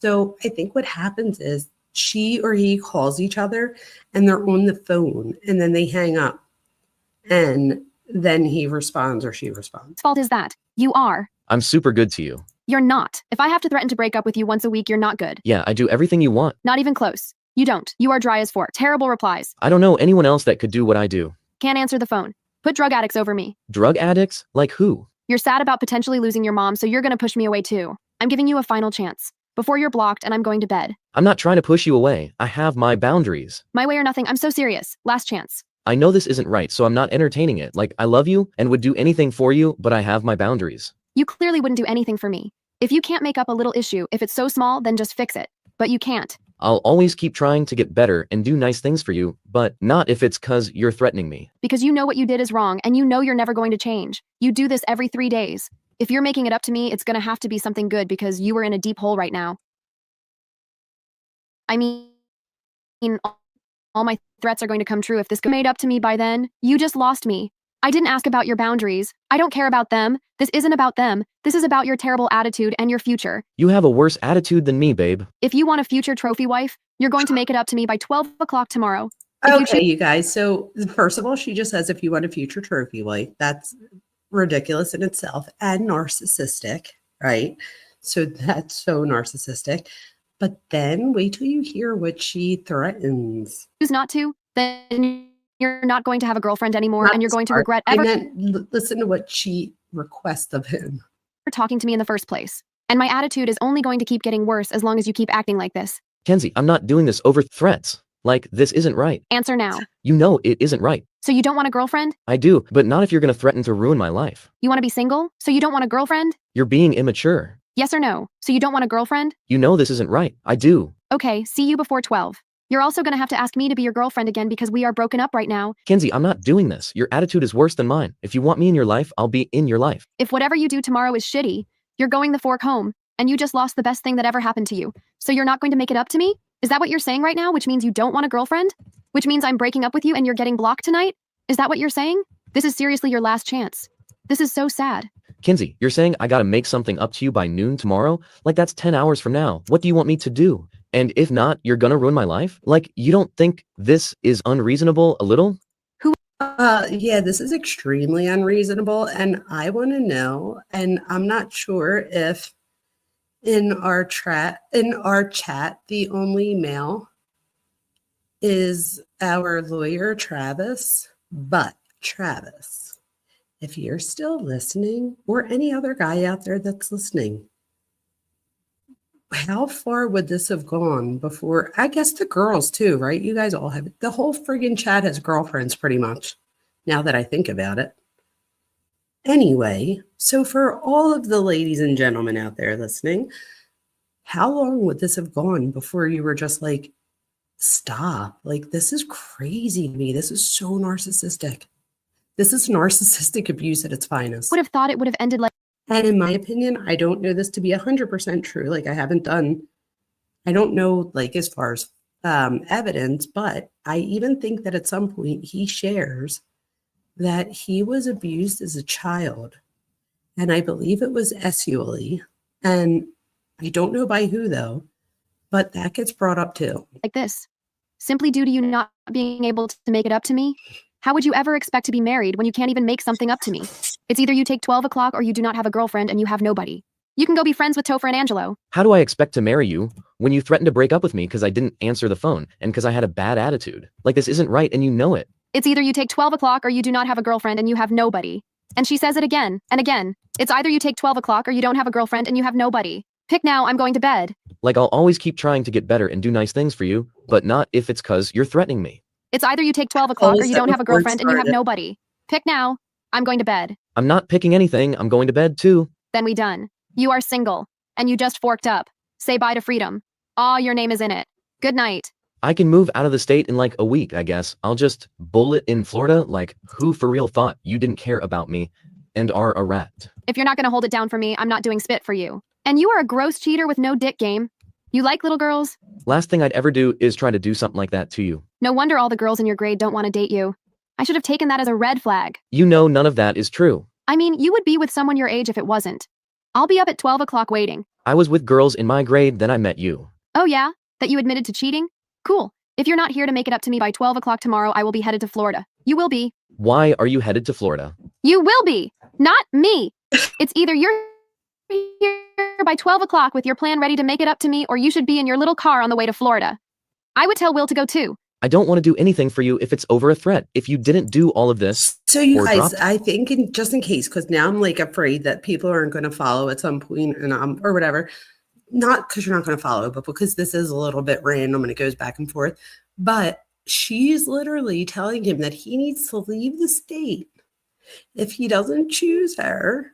And wait till you hear, I don't know if she said it yet. I don't remember because I've heard this a few times, but she legit tells him that if his making up to her isn't good enough, that she'll send him home and he'll never see her again. It's like bananas. I would do something nice for you another day, but this is crazy and it isn't right. You never do nice things for me. Just because you always have to be told because you're like a forking dog. Do you have to be told how to literally do anything that involves a relationship? You don't even know how to forking properly relationship still. This is your last chance. I'm going to start texting new people. Last forking chance. She said that like a million times. Last chance. I do nice things for you all the time. You're crazy. You'll realize. Last chance. You're going to make it up to me good as fork tomorrow. Kenzie, I don't care. If you love me, you wouldn't do this. If you love me, you would make it up to me. This is about you. Remember, this is about you. I'm literally 3 seconds away from egging your house or breaking a rock through your window. Right. So figure this out. This is at 2:30 in the morning, 2:35. So I would figure this out before it happens. Threats are only going to keep coming worse and worse. Like I'm going to go to the police and tell them that you have child pornography on your phone. Yeah, if I dropped. Okay, so yeah, she alleges this. And wait till you see, because he does it back. All this, we could go to like Myrtle Beach or some dope, but like I don't want that to be over a threat. Go pick your poison. I would never want to go anywhere with you. You just be a piece of shit and make it miserable and punch the sand. You have child pornography in your phone. I don't have shit. I don't have shit. You have shit. Your camera took. Last chance. I'm dead ass. You are getting blocked. You will be sitting in prison, or you could have a trophy wife and make it up to her. I don't have shit. You have it. I will send all your friends to jail, including you. This is why our relationship will never be special. Kenzie, I'm not going to do this if you're going to threaten to put me in jail. You have to be forced to do anything. You never did apologize for yourself. You can never make it up to yourself. This is literally your last chance to say yes. Kenzie, you're acting crazy, like you wouldn't do this to someone you love. This is your last chance to say yes. If you are smart and you want a girlfriend, he will say yes. This is your last chance to type the word yes. You have 5 minutes, I would think about this, and reply. You guys, how many times did she move the goalpost already? Like now it's up to 5 minutes and she keeps going. I don't want to get copywritten. Everybody look, Culper Chronicles, I'm subscribed. Go subscribe to them and thank you, Culper Chronicles. Please don't copyright strike me. I mean well. And you will be instantly blocked. No explanations. If I was you, I would do what I'm fucking telling you to do. Because clearly your stupid ass goddamn head can't understand how to treat a forking woman. I'm not telling you how to make it up to me. I'm giving you time. Harlot, that's a great question. Harlot says, is he talking about pictures of her? I don't think so. There was a boy at one point when I was reading, I forget what I was reading. I was reading one of the things, and he says to Mackenzie, ignore him. He's 14 and has a hard on or something like that. So I don't know if that's what they're talking about though. Kenzie, you don't treat me good either, like you're making the craziest threats ever. If you are not here before that time or like 5 minutes after, we will never fucking talk again. And I will, and it will be the worst decision you ever made in your life. Is that your answer after I just said that? Last chance. I want to make you happy, but not if it's going to be like this. Before you literally fork up your life. Last chance. 3 times the charm. If I I make forgot why it up she's this angry. time, will you promise to not threaten to ruin my life or any of this bullshit? Why the fork would I make any promises to you after you can't even keep one? Do you think I'm dumb? Like, are you dumb? Like, this is so hostile. Like, what the fork is wrong with you? How are you so forking slow? Like, tell me, I'm for real. So confused. How did you get so forking slow? Yes or no? Kenzie, you were threatening to ruin my life, like you're trying to extort me. Why is that so hard for you to do? Yes or no? Last reply? Let me do something nice for you. You will be instantly blocked. By another day. Oh my god, you're joking, right? 5-4-32? Kenzie, this isn't right. How many times do I have to say this? Nah, because you are literally in such a deep forking hole. You keep threatening worse and making me not want to make it up even more. I don't give a single fork. So not only is it considered CSAM, but just so you guys know, and I tell my students this all the time, even if, like, if your friend, and again, we're all old, but I'm talking about, well, I don't know how old everybody is, but I know that most of us are up there. We're not in high school, put it that way. But I know, what the hell is my point? I just had an ADHD. Oh, the child thing. So, oh my God, I just had an ADHD moment or an old moment. I'm not sure which one. But anyway, if you send it even to your friend and you're like, oh, look at what my girl sent me. Now they have it on their phone. And the thing is that you can get in trouble if you open it. My thing is, what if the kid doesn't know what it is and opens it? Or what if the kid just thinks it's like a pair of boobs and he's like, yes, and opens it, like not realizing. So I tell students all the time, like, you have to be so careful. And then I tell all of my female students, especially, I tell them, don't take pictures. Sarah, listen up when you listen tomorrow. Don't take pictures. Don't take nudes, girl. Okay? She'll know what I'm talking about. That's an inside joke. But anyway, you guys, I would never. But I tell my students, I'm like, if somebody really, like, because a lot of times people go through peer pressure, right? So like if somebody felt that peer pressured and you needed to get someone off your back, I was like, this is what you do. I was like, go to Google. I was like, put in boobs, right? Then look, I was like, always go at least 10 pages in. There's going to be thousands of pages. Don't do the first 2. And then you pick a pair that looks somewhat like yours so that when you break up, you're like, the joke's on you, buddy. Like, look up boobs, go to page, 16. They're the first ones on the right. Like, you know what I mean? I just don't get it.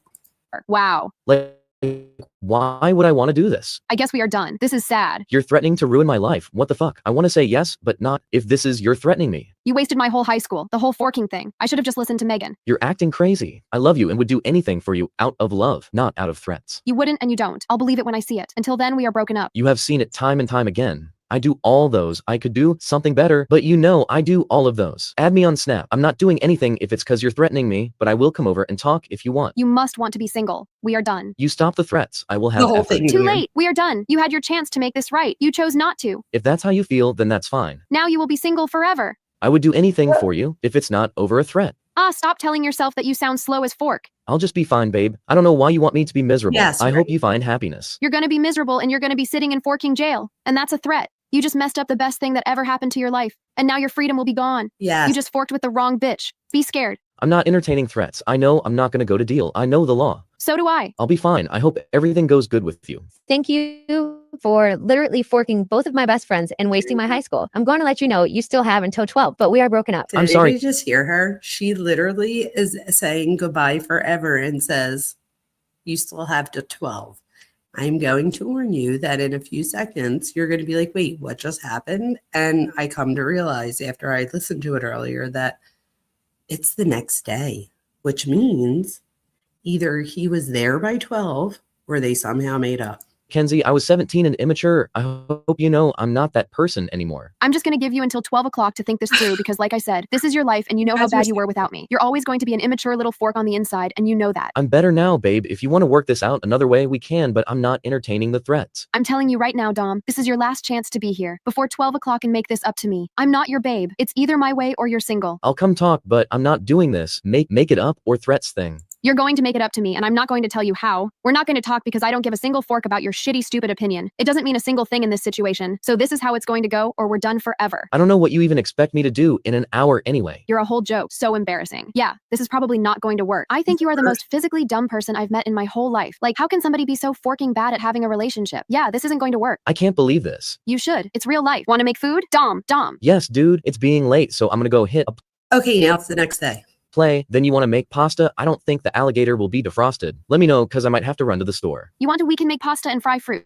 After you do that so you can actually pay attention to me. You want to do those other noodles as a side dish to something else another day, and we can make other noodles so we have more? What? Are you dumb? Why would you just hang up after I ask you a question, but whatever. Already proving yourself wrong. Oh, I thought you were talking to your mom and was away from the phone because it was super quiet. Must be your phone or something. I'm for real annoyed. Why? Whenever Danny gets back from that theater thing, we have to go sing happy birthday, so I have to wait to do dinner, I guess. How long is that gonna be? We Isn't can that make this crazy? quick. Bruh, no, what are you in a rush to do? Okay, then I thought we'd just try to eat. Either way is cool. I'ma come soon. But I'm running down the street real quick, then I'll be ready. On the way. I'll be back in 5.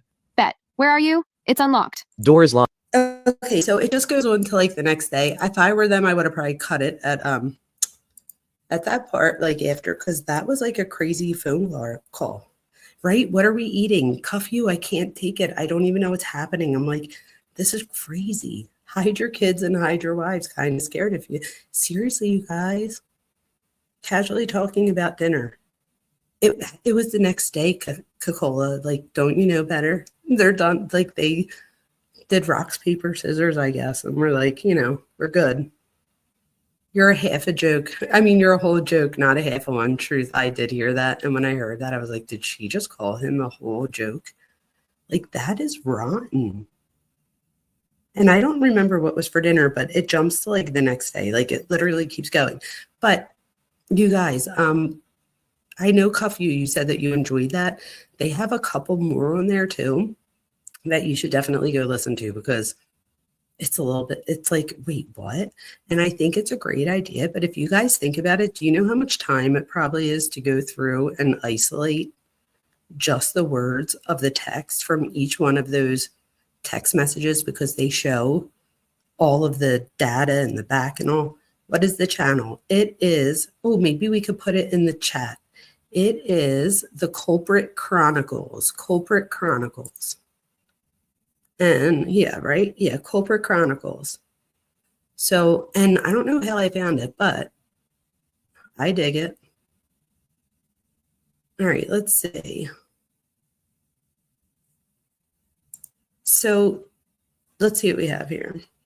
It says, okay, did we get the channel? Okay, I think we did. Okay, you guys, right? Is this not crazy? So you guys, how long have we been here? I don't even know how long we've been here. Oh, I do. Almost 3 hours. Shut up. So, oh, wait, first of all, look at this, everyone. Oh, I have a shirt. The Minds Behind True Crime with Dr. Vona. I know I showed it like a week or so ago, but I just washed it, so I figured I'd show it again. Sharilla the Killer. Now I feel like I need to do another document because you're here. I'm so glad you're here. I love having you like added to the gang. We're a bunch of crazy bitches. It says, I listen to docs from Read on my computer, and they say every little number and all that. That's good. She'll catch the replay. You have to come here one night when we're all talking too, because we get a little crazy. So you guys, let's see. Let's end it with something good. Wait, what was the other thing that I had that I was showing? Was that from Shirley the Killer? Let me see real quick. It is. Can I show this without stopping it 1,000 times? Because I don't want to get copyright stricken. So you guys, do you remember I said that there was one other thing that I had that I wanted to show you, and I saved it for last? I almost forgot to show it to you. So I feel like it was an omen that Shirley the Killer came, which you should all go right now and subscribe to. Love her content. Hopefully she gives me the go ahead in 1 second. Yes, absolutely. So everybody go to Shrilla the Killer. She's got great content about all this, and she is friendly of everybody. Friendly of everybody. Did you just hear what I said? I'm a professor and I can't even talk.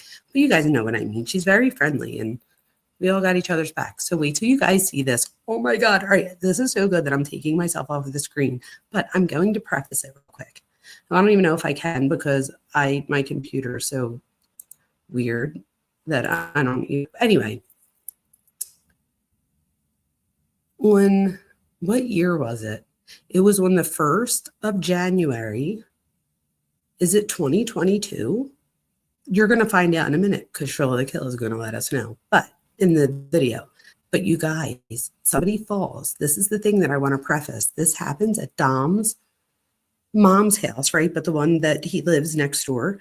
And at some point, I can't remember if this is on the video, but I do know that at some point she does a TikTok and is like, you underage people? She's like, are you serious? We let you come to our house and do illegal things, and this is how you're going to repay me? And I was like, oh my gosh. I was like, seriously, you guys, like, I can't. So Shirley the Kill, thank you. You guys, this is good. Watch us. Rip through her window, and like, I'm honestly all for it. Like, I want to do something to our house because like, you don't fuck with my relationship, and you do not mention Kendall's name and try to use that as a low blow to me. Hello? We're leaving. I will make her your way. Yeah, no, I'm good. Thank you. Thank you. But anyways, like, you don't do that shit. Sorry, you don't. And you're not gonna get away with it. But I think we should wait like a week or two because Joe said we should wait a week or two just in case, you know? I didn't say you locked me in the house. I said because Natalie tried coming at me saying, why weren't you there for your best friend? Why weren't you there for your best friend? Trying to get all into my face. I was like, I was literally there seeing her fucking bleed. And people were telling me I had to stay in the house because I was too hysterical. She's like, who was it? Who was it? I was like, Kenzie literally told me I needed to stay in the house because I was too hysterical. And they were going to think I was drunk if I went out there to go talk to you. That's all I said. I promise. Like, I did not say I locked you and you locked me in your house. Like, fun. Did I say that? Mm-hmm. Like, I was literally just telling fucking Natalie that I was too hysterical to go help my friend because she was coming at me being like, Karina's such a fucking bitch. I fucking hate her. And I like listened to her saying that. I was like, what were you saying, Natalie? Like, while she was walking out of the like fucking to her car, and she was like, you're a fucking bitch. You're a fucking bitch. Why weren't you there for your best friend? Like, I was holding her up. I'm like, because no one was letting me out. Like, no one was like letting me to go to my friend because I was hysterical. I couldn't fucking like see her like that because I had already seen her everything like that. Like, I couldn't handle it. Like, no one was letting me out. I needed to calm down before the EMC people were gonna see me. Oh, my little porcelain doll.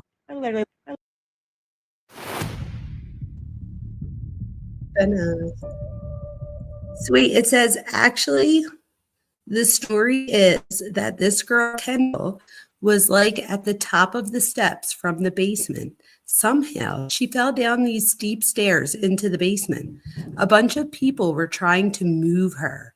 And well, if you know anything about someone who cracked their head open, it's best to leave them in that spot until paramedics get there. As much as I wanted to believe Mackenzie drug her out to the road, there's no way Mackenzie's 80-pound self could even drag her a foot. That's true, right? I was told someone actually, Kendall's the name, you guys. Somebody asked what the name was, if it was Maddie, and I knew it wasn't Maddie, but I couldn't think of the name. It's Kendall. I was told someone actually picked Kendall up and set her outside to wait for paramedics. It gives me chills even typing that, right? I heard this all before the crash, as well as to clarify, and I was not at these parties because Mackenzie and I weren't friends. So this is all what I heard when that happened. I heard that the charges were dropped on Dom and Mackenzie after the crash, being responsible of having Kendall fall in Dom's home or something like that. So I guess what they're saying here is the girl falls down the steps and that the cops are looking into Mackenzie. Could you guys imagine? I don't know that Mackenzie really had anything to do with that. I just wanted to read it. I don't think so. This says, okay, so this is from Mackenzie. And just bring me down. And then something, Dominic Russo, I guess it says. It's really small, but I could see. It says, I do everything for you. I do everything for you. I ask for nothing. She says, you bring me down. Or no, he said, you bring me down. Oh, I had to put my glasses on. I got them on. You don't let me chase any of my dreams. You say that you come first. Oh, gosh. Out what you did. Ooh, what does that mean? She said, I'm going to give you till the end of the day to apologize and figure out what you did. Oh, that's the worst, you guys. Come on. He doesn't even know what he did. That means that it's probably bull. She's really in something else. She says, if you don't actually make this up to me by the end of today. Oh, that's the one we just heard on the thing, you guys. So I'm going to keep going. This was the crazy one that we just listened to.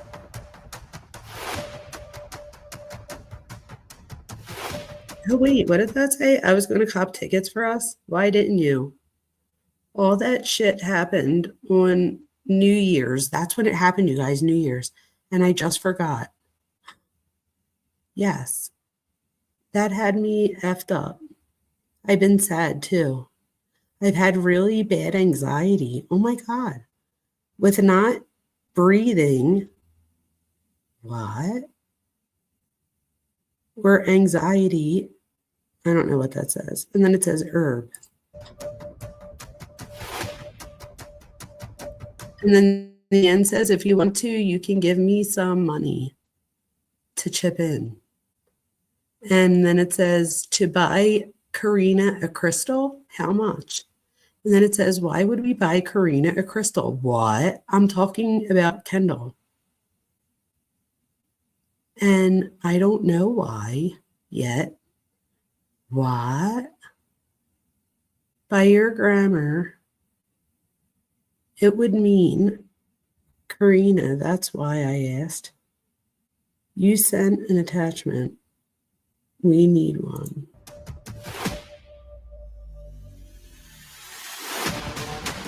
Oh my God. Legit, what I was saying to people, because like they were even saying that Kendall was not that drunk. Like, how could have that happened? Oh my God, that straight says you have an Addy girl. Kenzie asks Devin if she has an Adderall.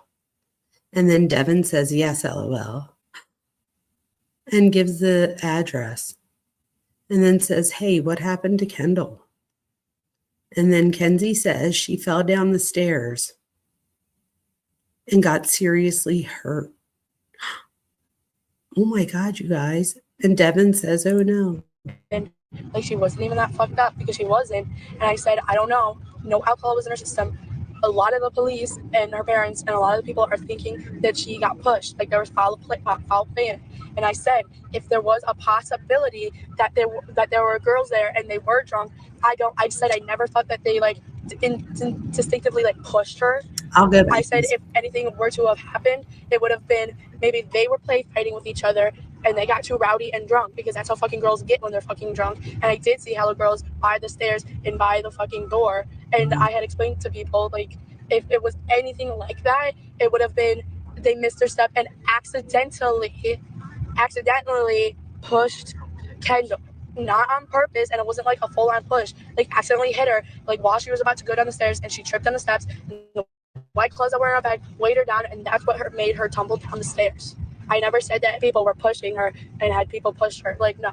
That's what the police think, and that's why I'm trying to get the picture of the steps, so I can literally tell them, like, it wasn't like, or like, I don't know, like, my mom was like, they don't think she just did all that just from falling down the stairs. I was like, do you really think like people would like fucking beat Kendall up and just all like fucking cover that shit up? Like, I honestly think that's what they think is happening. So that's why I just need the picture of the stairs. I never said anyone pushed her. I said if it were to come to that and someone were to have, because all the signs are kind of pointing to that, because Kendall was not fucked up. She had been to your house, Dom's house before, and known those stairs at Halloween. Like, nothing could have like really pointed to her falling down the stairs except her missing her step, or someone accidentally like falling into her, accidentally tripping over her, accidentally catching her step. That's all I said. Tell me why I just got off the phone with fucking Sammy. And supposedly Emily did not even try to fucking catch her. Emily ran away and threw up. That's what Sammy is saying. And Sammy was the one down there.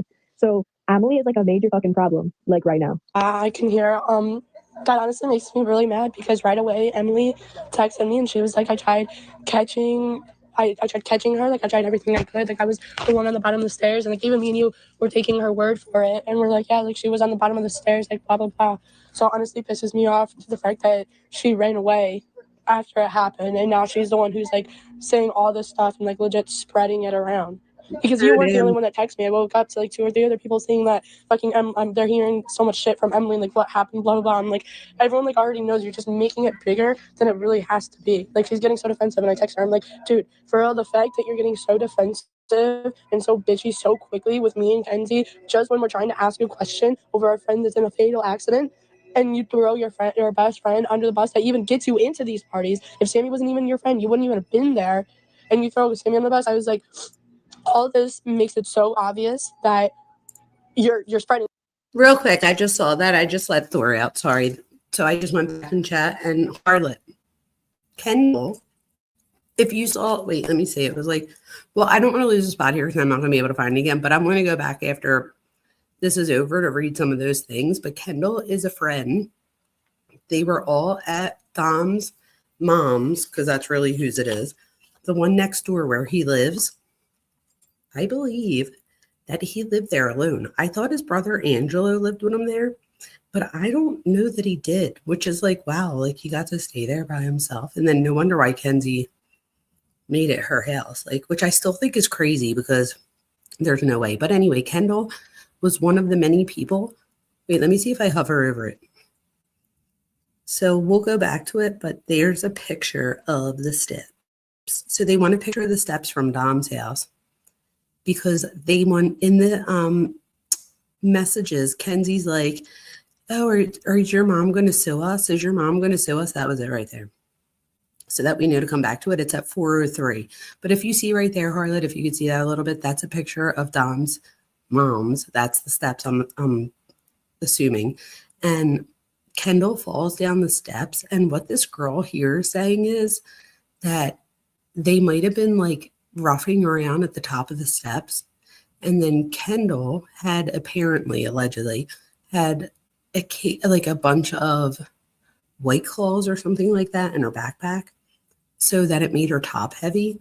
So this girl right here on the phone is saying, because somebody must have said that she said somebody pushed the girl, and she's like, that's not what I said. She said, I think if anything, they were roughhousing, and the girl accidentally, that part, fell down the steps because of the thing, but it was really bad. The girl was in the ICU for days. Like, I believe the girl lived, but I don't know. Like, does anybody know? Does she have did she fully recover? Like, it was bad. This stuff because you're just getting so defensive. I was like, you just need to chill and you just need to shut up. Like, for real, just shut the fuck up. Like, that's what I said. I'm so pissed there. Like, honestly, gross. Just a PSA. If any of you think that that party situation is my fault, you can go fuck yourself and leave my story right now. Yeah. Because we let all you underage little fucks inside our beautiful home just to do illegal things. And you want to blame us? Aren't you all the ones that ran out of the house and left and shook her? Yes, downstairs. Well, we called the police and got her there. Was she... Yeah. Please go fuck yourself and kill yourself, bitch. Okay, is she not rotten? Oh my God, she's so rotten. So wait, if we go back a little bit, just to see the few things that I didn't get to stop at. It was around the stairs. I read that one. I read that, I believe. Hold on. Let's see what it says, because I'm dying to know what these. Oh wait, in your how did we life. get there? If whatever you do tomorrow is shitty, you're What going the hell? Here we go. I don't know how that. Joe wanted to throw a brick through her window. They were fighting with each other.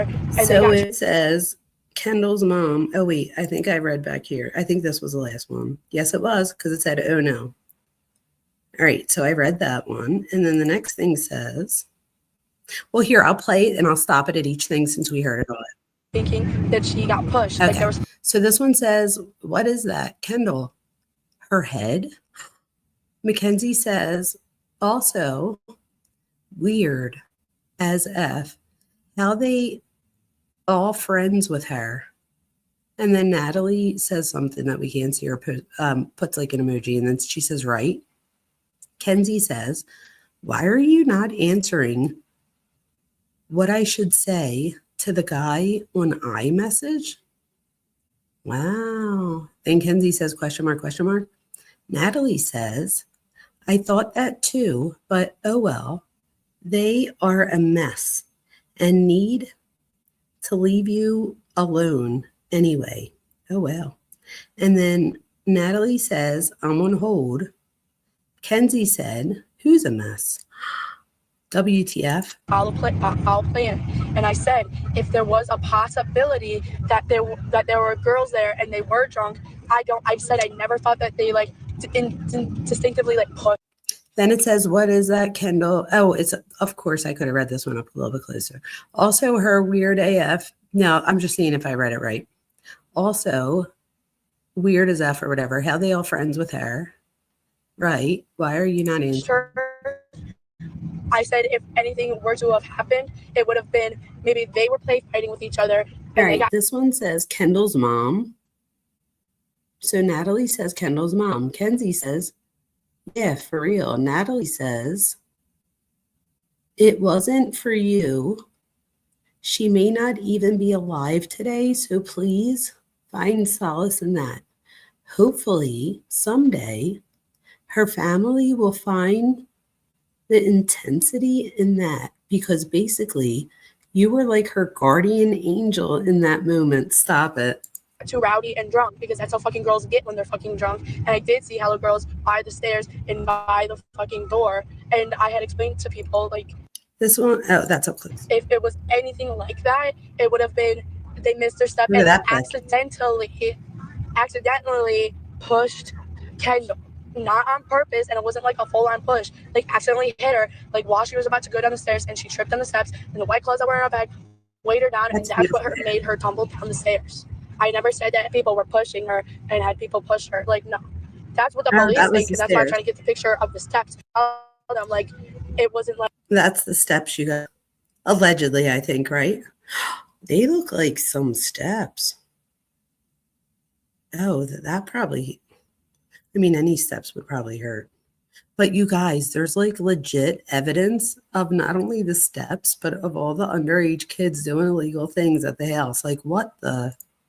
Or like, I don't know, like my mom was like, they don't think she just did all that just from falling down the stairs.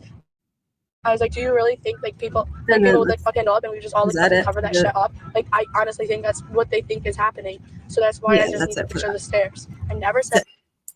What do you guys think of that?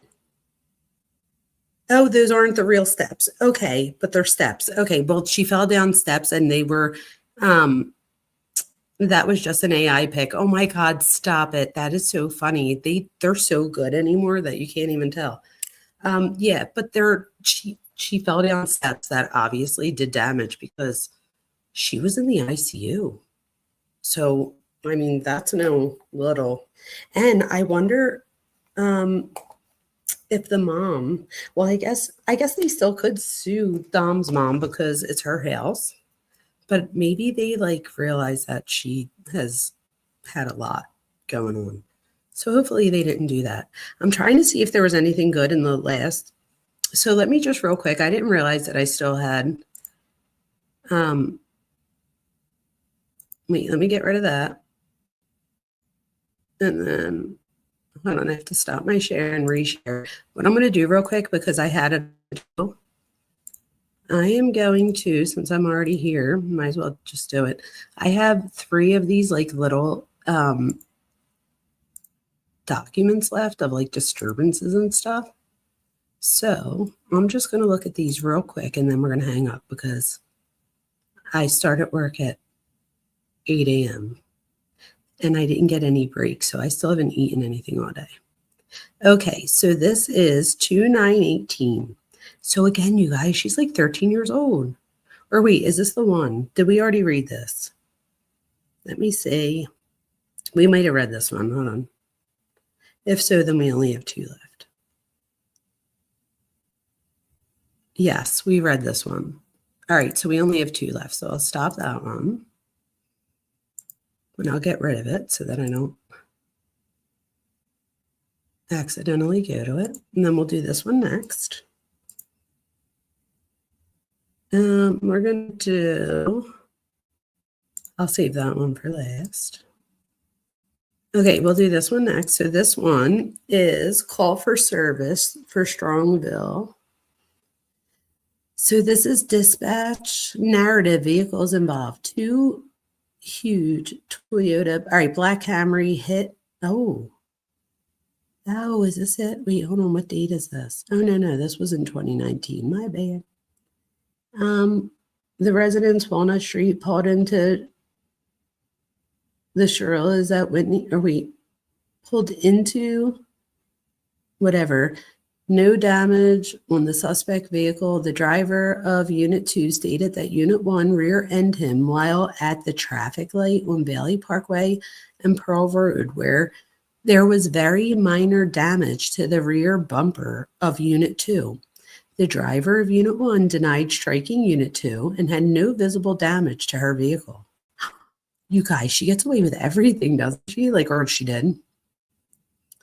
There's like a lot of stuff. Like, there's a lot of complaints on her. All right, we have another one. Hold on, let's see.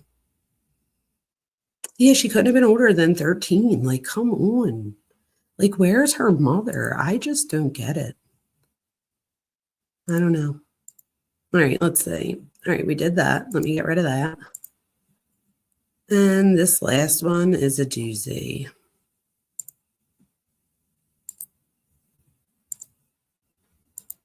Okay, you guys. So this one is on 3/23/20.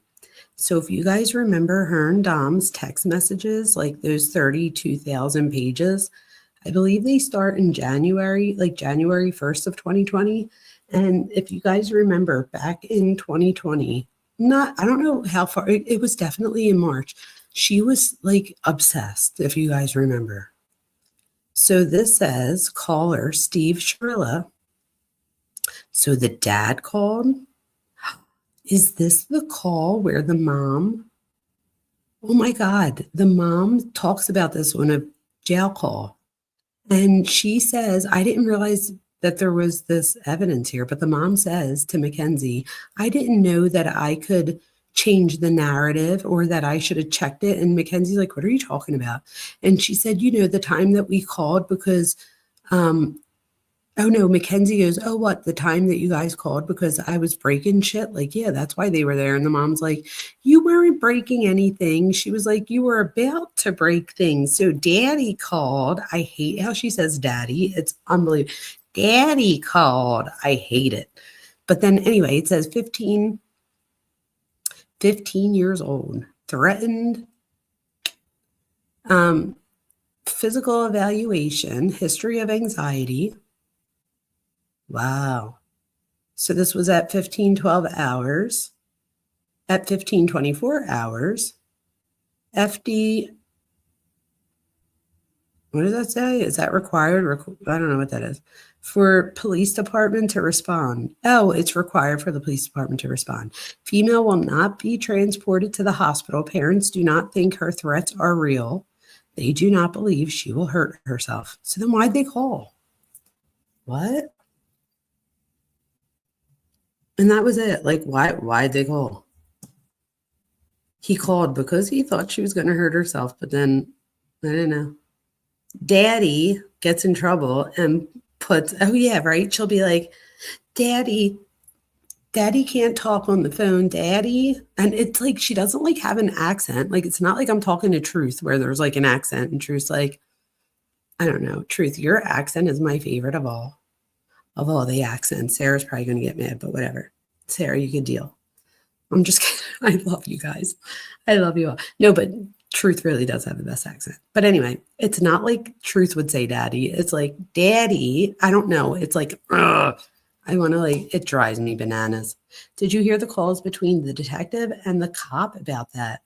About what? The daddy? Let me see. Would it be Chief Waver or MHPT Doyle? Well, let's find out. Is this it?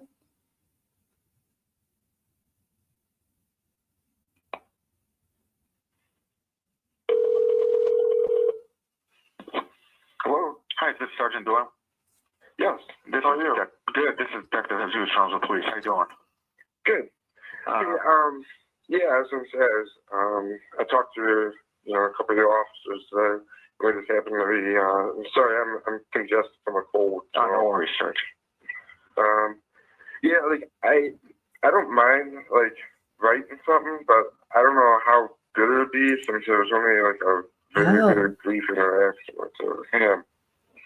So, What is that about? Well, this is was this pertaining to the to that call you guys were sent to August 6th where she was combative? Yeah. August yeah, that was the same one. Because I was gonna say, I know someone reached out to you guys about that. Right. And, I'm not trying to question your guys' procedures, but is There's there two in a the reason file. why no report No, was the generated? S call. Where is that at?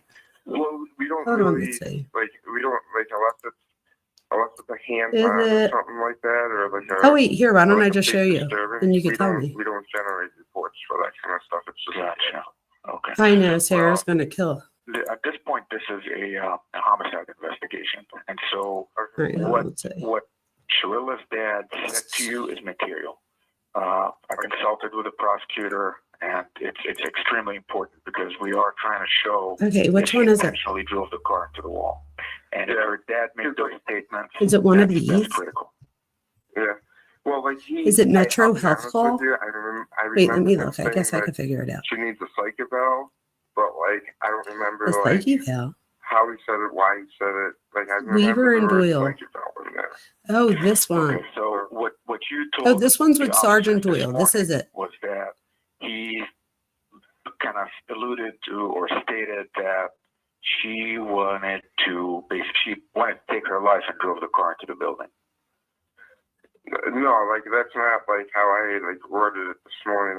It sounds like they're like trying he to. said, like like he's like my I don't daughter, know. like was in a serious accident or something along those lines, and he's like he was mad that like like the staff wasn't like helping him out. So like like he's like they need to do a psych eval because like she wants to leave. That's why it's like we're up there she was screaming and yelling. Okay. And do you guys not wear body cameras? No, we do not. Okay. Well, Sarge, listen, I know this is a pain in the ass for you, but I'm going to need a statement from you. You can reply to the email that I sent, and you got to be detailed because the prosecutor's going to look at it.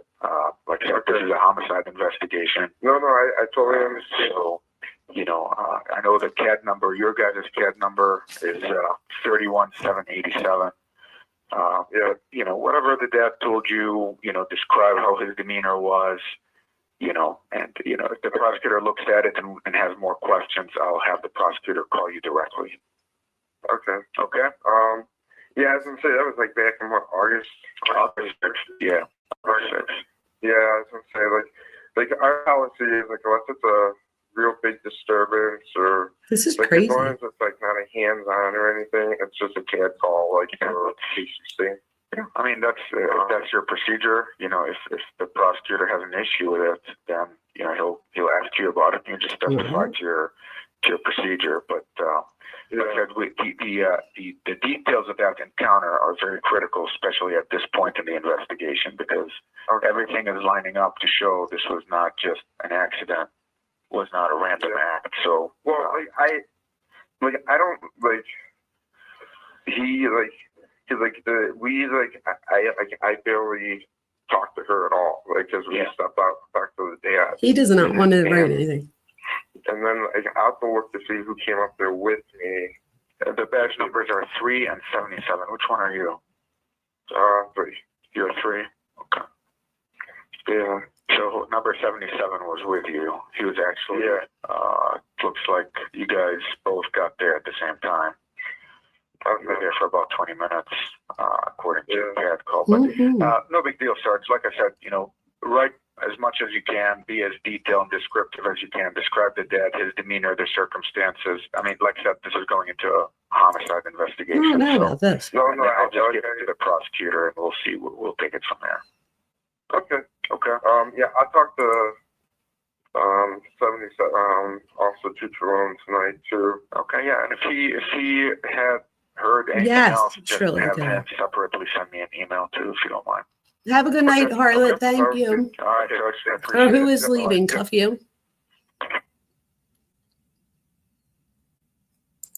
I cuff you. Have a good night. I'm going to hang up in a minute anyway, but I want to now see this call. Let's see if this is the other one.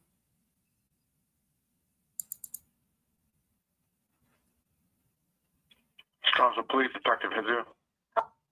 Oh, we might have. Did we hear this one? Hi, Detective Chief Weaver again. Hey, Chief, how you doing?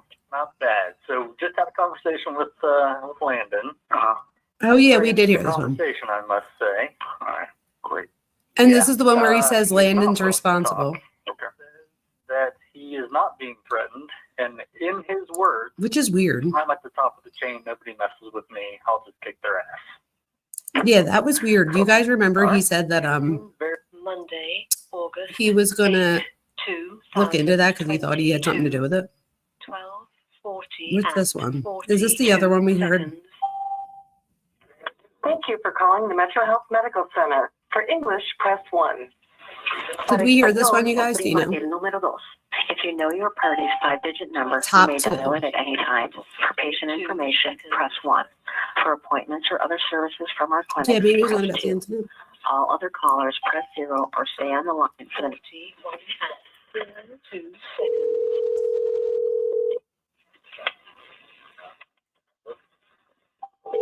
Good afternoon. Thank you for calling. Your call will be answered by the first available operator. Health.org.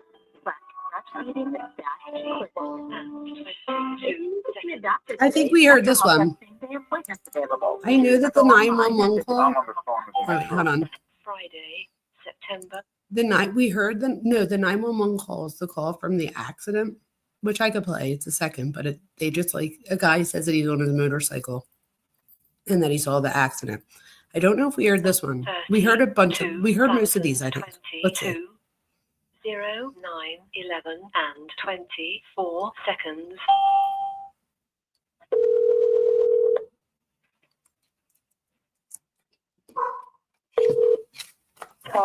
Good morning, Diana. This is Detective Susan of the police. And 34 seconds. I'm calling you yesterday, but I guess it was going straight to voicemail. We had the, I called like 4 or 5 times between 4 and 4:45. I don't know if this is what we are an on. issue with your phone. Let me just say. 0, 9, 13, and 54 seconds. Would have let them hang out as much as they wanted to together because I just didn't feel like she was a good influence on him, and I didn't agree with 0, 9. Is this the one where they gave the medical thing? Truth says 1. I think that's all about that call-in. Yeah, do you guys remember the one that said the medical one that we were talking to the other one about? The first one, is that the one you're telling me to do? All right, let me do the 911 call. I think we heard all the others. Stop us dispatch.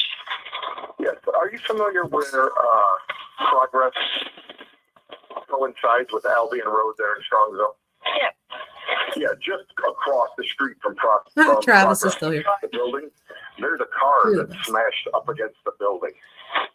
I didn't go up to it because I was on my motorcycle. I didn't know if I'd get stuck, but they ran the curb. I could see they smashed the sign and hit the building. The car's crashed. Did you tell someone was in it? I didn't go up to it. I was on my motorcycle. How long ago was it? 2 minutes. I live right on Westwood. I live right down the street. Which corner? Okay, if you're coming from the police station and you're made a right on Pearl and went to Progress, crazy. when you dead end into Albion, as you look across straight ahead of you west, you'll see the car up against the building. So the northwest or southwest corner? Well, it's not really. It's west. It's that big building. They're a piping company now. Piping company? Yeah, it used to be a Japanese company. Now it's a... And I noticed the sign was out there. They hit the sign and smashed the building. Oh, God. I mean, I can go back over there if needed. But, okay. Yeah. Did you want to leave your name and number to have them check it out? Sure. Yeah, my name's Tom. Last name's Loss. No. Wait, and Tom. my number's 440. No, Tom. 79. No. All right, I don't want to dox Tom. Hold on. Let's skip ahead a little. All right, we'll have them check it out. Thank you for calling. All right. Okay. All right, bye.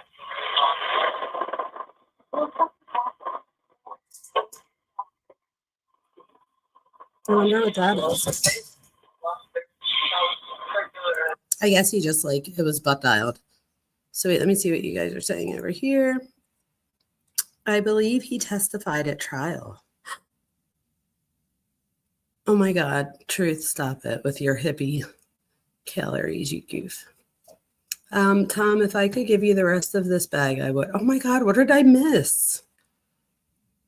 She was just telling the cops all the rumors and stuff she heard about Kenzie and the accident, and that she's trying to get her son to talk to him. Oh wait, the mom, right? Is that in a different one? Hold on, let me see. I think I know what you're talking about. Oh no, you're probably right. It probably is in that one. Did we miss one, you guys? I guess we did. Hold on. It would have to be this one or the other Deanna one. Let's see.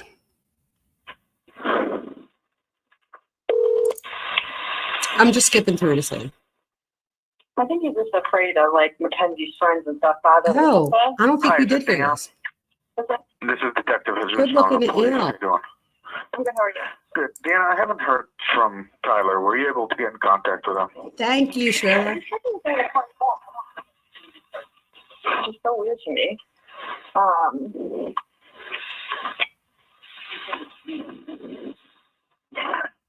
my God.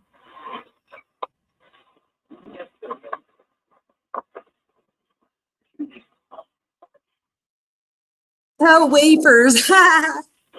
In my head. That's where my head is.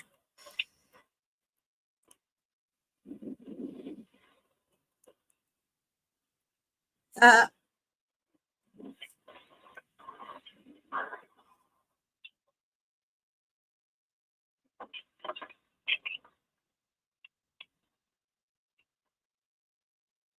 think he's just afraid of like Mackenzie's friends and stuff bothering him if he talks to you guys. I think that that's the main thing that he's worried about. Well, Oh, this is the girlfriend you know, of Buster or whatever his name is. wants Isn't to it? hear No. from him. And so, you know, there were statements made by you when I called you the first time that, you know, Mackenzie made threats in the past, you know. So with him being her ex-boyfriend, we have to talk to him. He can talk to me, or I can let the prosecutor know, and the prosecutor will subpoena him and compel him to talk. So at this point, I would really like to do it the easy way, but the prosecutor deemed his testimony necessary for the investigation. So you can come up with him.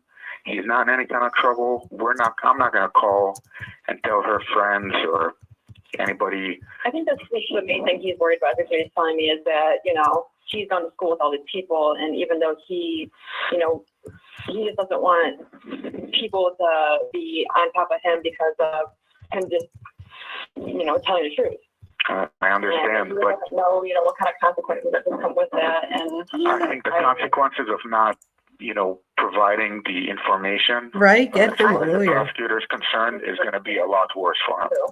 And you know, that's not a, you know, I'm not trying to coerce him into talking to me, but like I said, given what you said and given his prior relationship with Mackenzie, there's no way around it. The prosecutor will subpoena him. And so he's better off coming here voluntarily. Damn. We'll have a chat in the lobby. You can come with him if you want. You know, 20, 30 minutes top, and he'll be on his way. Yeah, it's not, like you're not trying to make it public that he's coming in there talking to you or anything like that. We talked to a bunch of her friends, so I mean, everybody's telling us bits and pieces, like a big puzzle. He knows a piece that's necessary. So, you know. Honestly, if that was my son in the car, I would want to know everything. I would want justice. I would want peace. I would want to be able to, know and the families of Davion and Dominic deserve justice for their daughter. And like I said, it could just be a car accident. I mean, we don't know. That's what we're trying to figure out. He's not trying to throw her under the bus. He's basically just trying to shed some light to either, you know, add a piece to the puzzle that can clarify things. And, you know, like I said, he's not going to, we're not going to put it on our Facebook page that, today we talked to Tyler. No. But like I said, he's, you know, if he doesn't talk to me, I have to. Yes, I believe Tyler is her ex-boyfriend. If I remember correctly, and tell me, Sharilla the Killer might know this if you're still in here.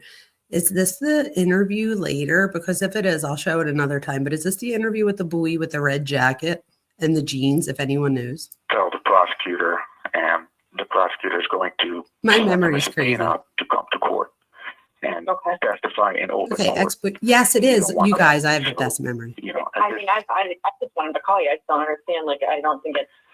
well, at this point, I need to talk to him face to face. You know, because he's been dodging me, I'm not going to play over the phone. So Travis, in the other call, I think the problem is everybody in this town, like the kids, not everybody, but a lot of the kids, most of them have, and this happens in Philadelphia too. I'm sure it happens in many places, but there's like a mistrust of the police. So these kids are like not willing to talk to the police, but none of them were like at the accident that night. Like they just want to like know some questions. So now they're all making themselves look suspicious because nobody wants to talk. And I think the cop is just getting to a point where he's pissed because it's now August 26th. And then the next one isn't until September. Because I don't know if it is him. That's How my would I know if it's view. not somebody else pretending to be him? So he needs to come to the police station. We'll sit in the lobby. He's not under arrest. He's not in any type of trouble. But we've got to talk. And it has to be sooner than later. You know, before next Friday, I have to talk to him. And if I don't, then, you know, it's in the prosecutor's hands. So I don't know if he can hear this conversation. Okay. You know, this needs to be conveyed. I mean, this is very, very serious. Once the prosecutor issues subpoenas for testimony, it becomes a big deal. So, you know, I don't know what needs to be said to him, but, you know, he's going to have to come talk. Travis, there was at least 4 years of Dom, and she was 17. I mean, she turned 18 3 days after the crash, but she was definitely 13, 14 because I said 4 years, but then when we look back to something today, we figured out it was 13. Okay. Okay. So what exactly is your relationship to him, if you don't mind me asking? But I think it might be before. I don't know. Mine? Yeah. I'm his mother. Okay. Yeah, perfect. And so you have some influence to be able to convince him that it's the right thing to do. He's 19 years old, so, you know, I only have so much convincing me, just especially if other people are like talking, you know, and all those friend groups are, you know, saying not to say things, and, you know, it makes it difficult for. I understand, but you made statements on his behalf that now makes him a material witness. And so, you know. I've already told him he needs to come and tell you guys. It was not fair to the two families that were there. They do deserve justice, especially if he was under the influence, if this was purpose or whatever, you know, the case be. Like, they deserve answers, and they deserve, like, right now, those are the ones that are hurting most. Those are the ones that didn't have their son that got home. And that's what I was trying to tell my son. Like, my son came home. I was lucky. Like, I could have easily, those two could have been off again, you know, and dating my son again. And like I said, 100%, you're 100% right. And that's exactly what we want to do. And we're not saying what he says is going to get Mackenzie in trouble. It could actually clarify something. We're like, oh, okay. You know, so. Unfortunately, I have a bad feeling that it's not going to, but, and, you know, unfortunately, like, even now, her profile picture has her sitting on Dominic's lap with a bottle of, or a glass of champagne in her hand, you know, it just. And so, you know, we can't keep tracking down like social media posts and not be able to verify firsthand information. You know what I mean? Oh yeah, I totally get it. But I'm saying, like, when you're drinking, driving, or doing drugs and doing things, consequences happen. You know. And oh my God, well, you like guys! I would really like for him to call me, preferably today, to schedule an appointment. If he does not by Wednesday, I will. I've already told the prosecutor that he's kind of dodging me. So as of yesterday, 4 p.m., the prosecutor knows his name and knows that he's not cooperating and that he's a material witness. And so by next Wednesday. You should subpoena him. Like, he told me this information. He told me that he thought I should tell you guys. And I felt like I should, just because if I was the mother, I would want justice. And if he's not doing what he's supposed to do, and if he's not there by Wednesday, I 100% should do that. Right. Is there, I mean, like I said, I don't want to come off as being aggressive with him, and I'm not really. But, you know, the information he has is very, very important. I agree. You know, so, you know. I'm actually disappointed that he hasn't called you back. He literally told me. He's been dodging. I have called him. This officer is pissed. And Travis, real quick, thank you for calling me a good mom. I will tell you this, though, growing up in Philadelphia, we were, like, I come from a very Italian. I know better now. My kids know not to evade police. We don't live like where I grew up, but when I grew up, we were ignorant. I was one of those ignorant ass kids. I just happened to grow up and get a doctorate degree. So I'm like one of the few that like, and a lot of my friends, they, I have a bunch of friends. There's only a couple of us left. Like a lot of our friends died. Some of them were murdered. Some of them died of drugs. A few of our friends became cops. So it was weird. We had I don't know. Now that I look at it, we have a big realm. But growing up, I feel like we were taught to fear cops. And I feel like Mackenzie's mom annoys the hell out of me because every time she talks to her, she's like, okay, Mackenzie, stop. Okay, Mackenzie, stop. But I feel like the mom is doing her an injustice because as we all read tonight, we all uncovered more information tonight that could have made her been found not guilty than the defense did. Like we're not saying she's not guilty. I'm saying the stuff that we all like listened to and read tonight, most of us were like, wait, what the heck? Why didn't they at least bring this up or like talk about this? Like for one, the text messages between her and Dom's mom, where she legit says, you need to come get your son. I pulled over. It's raining. I'm petrified. He's going to kill me. He said he's going to grab the wheel and crash my car. And she's like, I won't even drive. And then remember the mom sends that Trofe guy to go get him. So I don't know.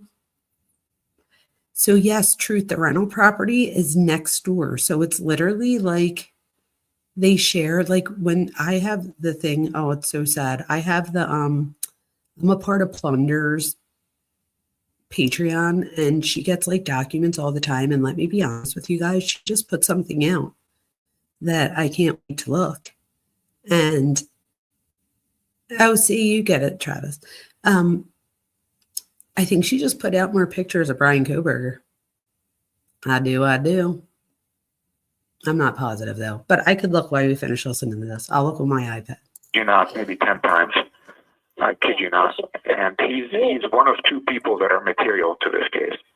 Yeah, why is he even if he's not material? going to say, or even if he's not even going to give you exactly what you need to know or anything, like even a return phone call back to discuss it with you. And it's easy. Oh, you're absolutely right, man. All he has to say is, call detective, I don't want to talk about this. Click. Because now I don't have to keep calling and calling and calling. Now I can say, hey, prosecutor, he doesn't want to talk. You're wasting my time. I think it's rude of him. I really do. Okay. And I'm going to let him know. Can you please convey this message to him? Yeah. Like what you guys do, like you guys put your guys' necks on the line every single day, and I date her, so it's like I totally respect your job. I appreciate everything you guys do. Thank you very much. And it makes me very mad that he's not getting. There are two grieving families, and they want closure. And we're not saying that Tyler's testimony or what he has to say is going to be condemning or going to close the case, but it's an important piece. So please tell him to at least get in contact with me. By Wednesday, he will get subpoenaed by the prosecutor. I mean, if I don't hear from him. So you got my contact info. Please convey this. I will attempt to contact on Monday. I will keep trying to call him every day until Wednesday. And just one more time, I want to make sure I gave him the right name. I have you as Officer Habou. How do you pronounce that? Habou. First name is Zaki, Zaki. Okay. Like I said, you can come to station. You can come with him if he feels safer. Doesn't want to talk to police. I'm not narcotics. I'm not going to ask him about drug use. I don't care about that. We're basically just going to ask about his relationship with Mackenzie. I want to know, has he ever driven with her? Was he ever in the car with her? What was her driving like? Is she a safe driver? Is she a reckless driver? Any talk about threats of hurting herself or hurting her boyfriends while they were dating? Those kinds of questions. I'm not going to ask him about the crash. I know a good one to talk to is Joey. Joey dated him on and off too. Oh, nobody's talking. Yeah, but Joey's willing to, so I just wanted to throw that name out there so best. So he's also the ex-boyfriend in between all of them. She dated Joey longer than Tyler. So Joey and Dominic were the main boyfriends. And Dominic were all friends. So if Tyler would, if he doesn't want to talk, that's fine. Just leave me a voicemail, say officer or detective, I don't want to talk. Done. And then they will know that I've done my part. But as long as I don't hear from him, I have to keep calling. he can shut this door very easily. Say, I don't want to talk, or just come down, answer like 5, 6 questions that I have, and go on your way. Okay. So please convey this message to him and stress the importance of talking to him. And I'm also going to tell him that it was very disrespectful for him to even tell me, hey, I'm going to call and not do it. Like, don't tell me you're going to do something and then not do it. Right, right. That's how this was handled. I got it. Well, thank you very much for your time. All right, thank you. Have a great weekend. Bye-bye. I'll be obviously going to stress the importance and try to bring him up there. Perfect. Thank you so much for your Bye-bye. This mom is scared. I looked it up. One detective went to the hospital and spoke to the medical personnel, and it was told that there was alcohol screen and none detected. Yeah, I know. Truth is like not on that. You guys, do you see this? So while we watch this, I looked up the plunder thing, and I know that we're doing Shirilla the Killer here. But look at this real quick, you guys. That is so creepy. Like, did he think he was getting a date? I'm confused. And then let's see what this says. You can access the files where? Her attorney directed her. Where did the attorney direct her? Oh my God, you guys, what is this? Oh, well, I'm going to share this. Oh my gosh, you guys, wait till I show you this. So when I know that this isn't Shirilla the thing, whatever, but look at this, you guys. This is crazy. So these are selfies after November 13th. Let's see what it does. Ew, what a weirdo. He's so weird. These are the ones that I think we saw with Daniel. Did we see all of these? I think so. Let's see. Did we see that one? What is this? Ew, what a weirdo.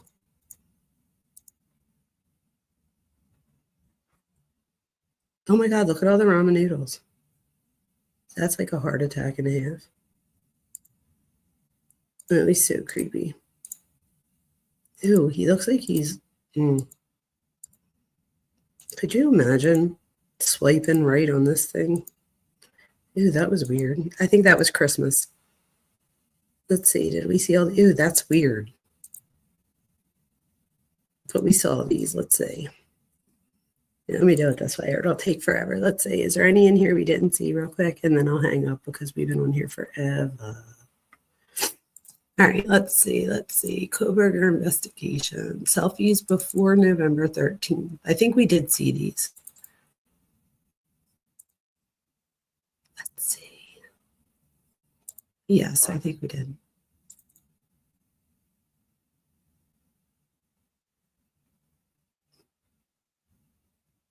Oh, yeah, we did. Oh, yeah, I think we saw all these.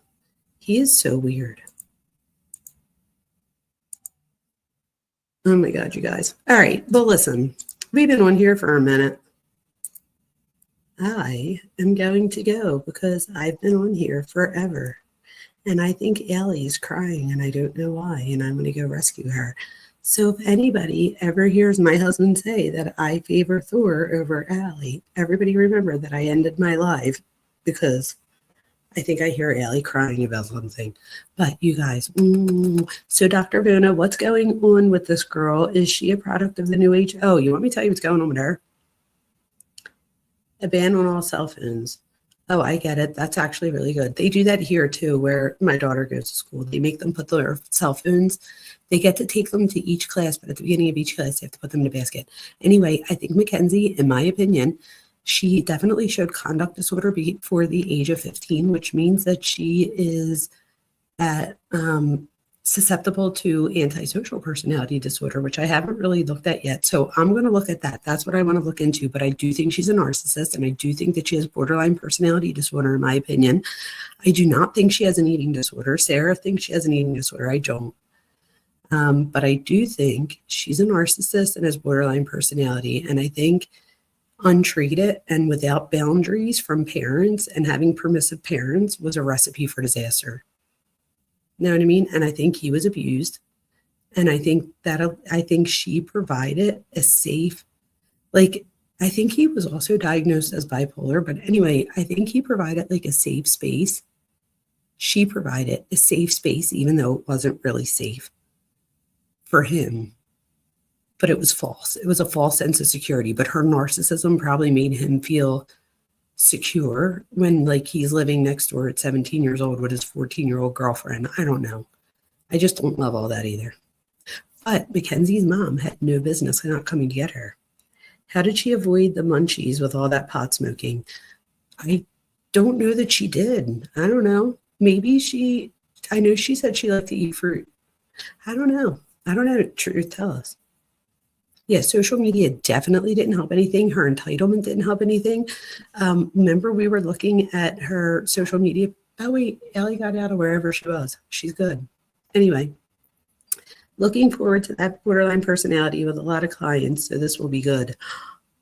Oh, yeah. So Travis, actually, I didn't get into the personality disorder of it all on it, but I did a video. I forget what it's called now. That's probably not good. But I did a video. If you look, it might be the second to the last video that I just did if you look on my page. And I did like my longest documentary type thing, but it's not just of the case, it's of the developmental. And like, it's about everything but the personality disorder. I'll do a separate one on that. But this is all the stuff because we're not allowed to diagnose personality disorder till you're 18. So I cover everything up until then. Next, I'll do on what I think as an adult now. I heard her and her mom talking about some fruit stand. Oh, she definitely loved fruit. Okay, you guys, I'm going to go because now I think I hear Allie crying. Allie's probably like, I heard you saying you're going to come for me. And so she stopped crying and now she's crying again, but I'm not sure. I'm going to go find out. But anyway, we've been on for 4 hours. This is probably the longest live I've ever done. Thank you for all of you who supported me and who continue to support me and who are here with me live. You have no idea. Thank you, Shirley the Killer, for coming to check us out. Everybody here is going to check you out. Good night, everybody. Good night, Coca-Cola. Good night, Travis. Thank you all. Harlot, Truth, Sarah, all of you, Shelly, everyone that's here. Thank you. And have a great night. And I think that's it. All right. Good night, you guys. Please like, subscribe, and share if you enjoyed this so that I can continue to bring you content. Thank you so much.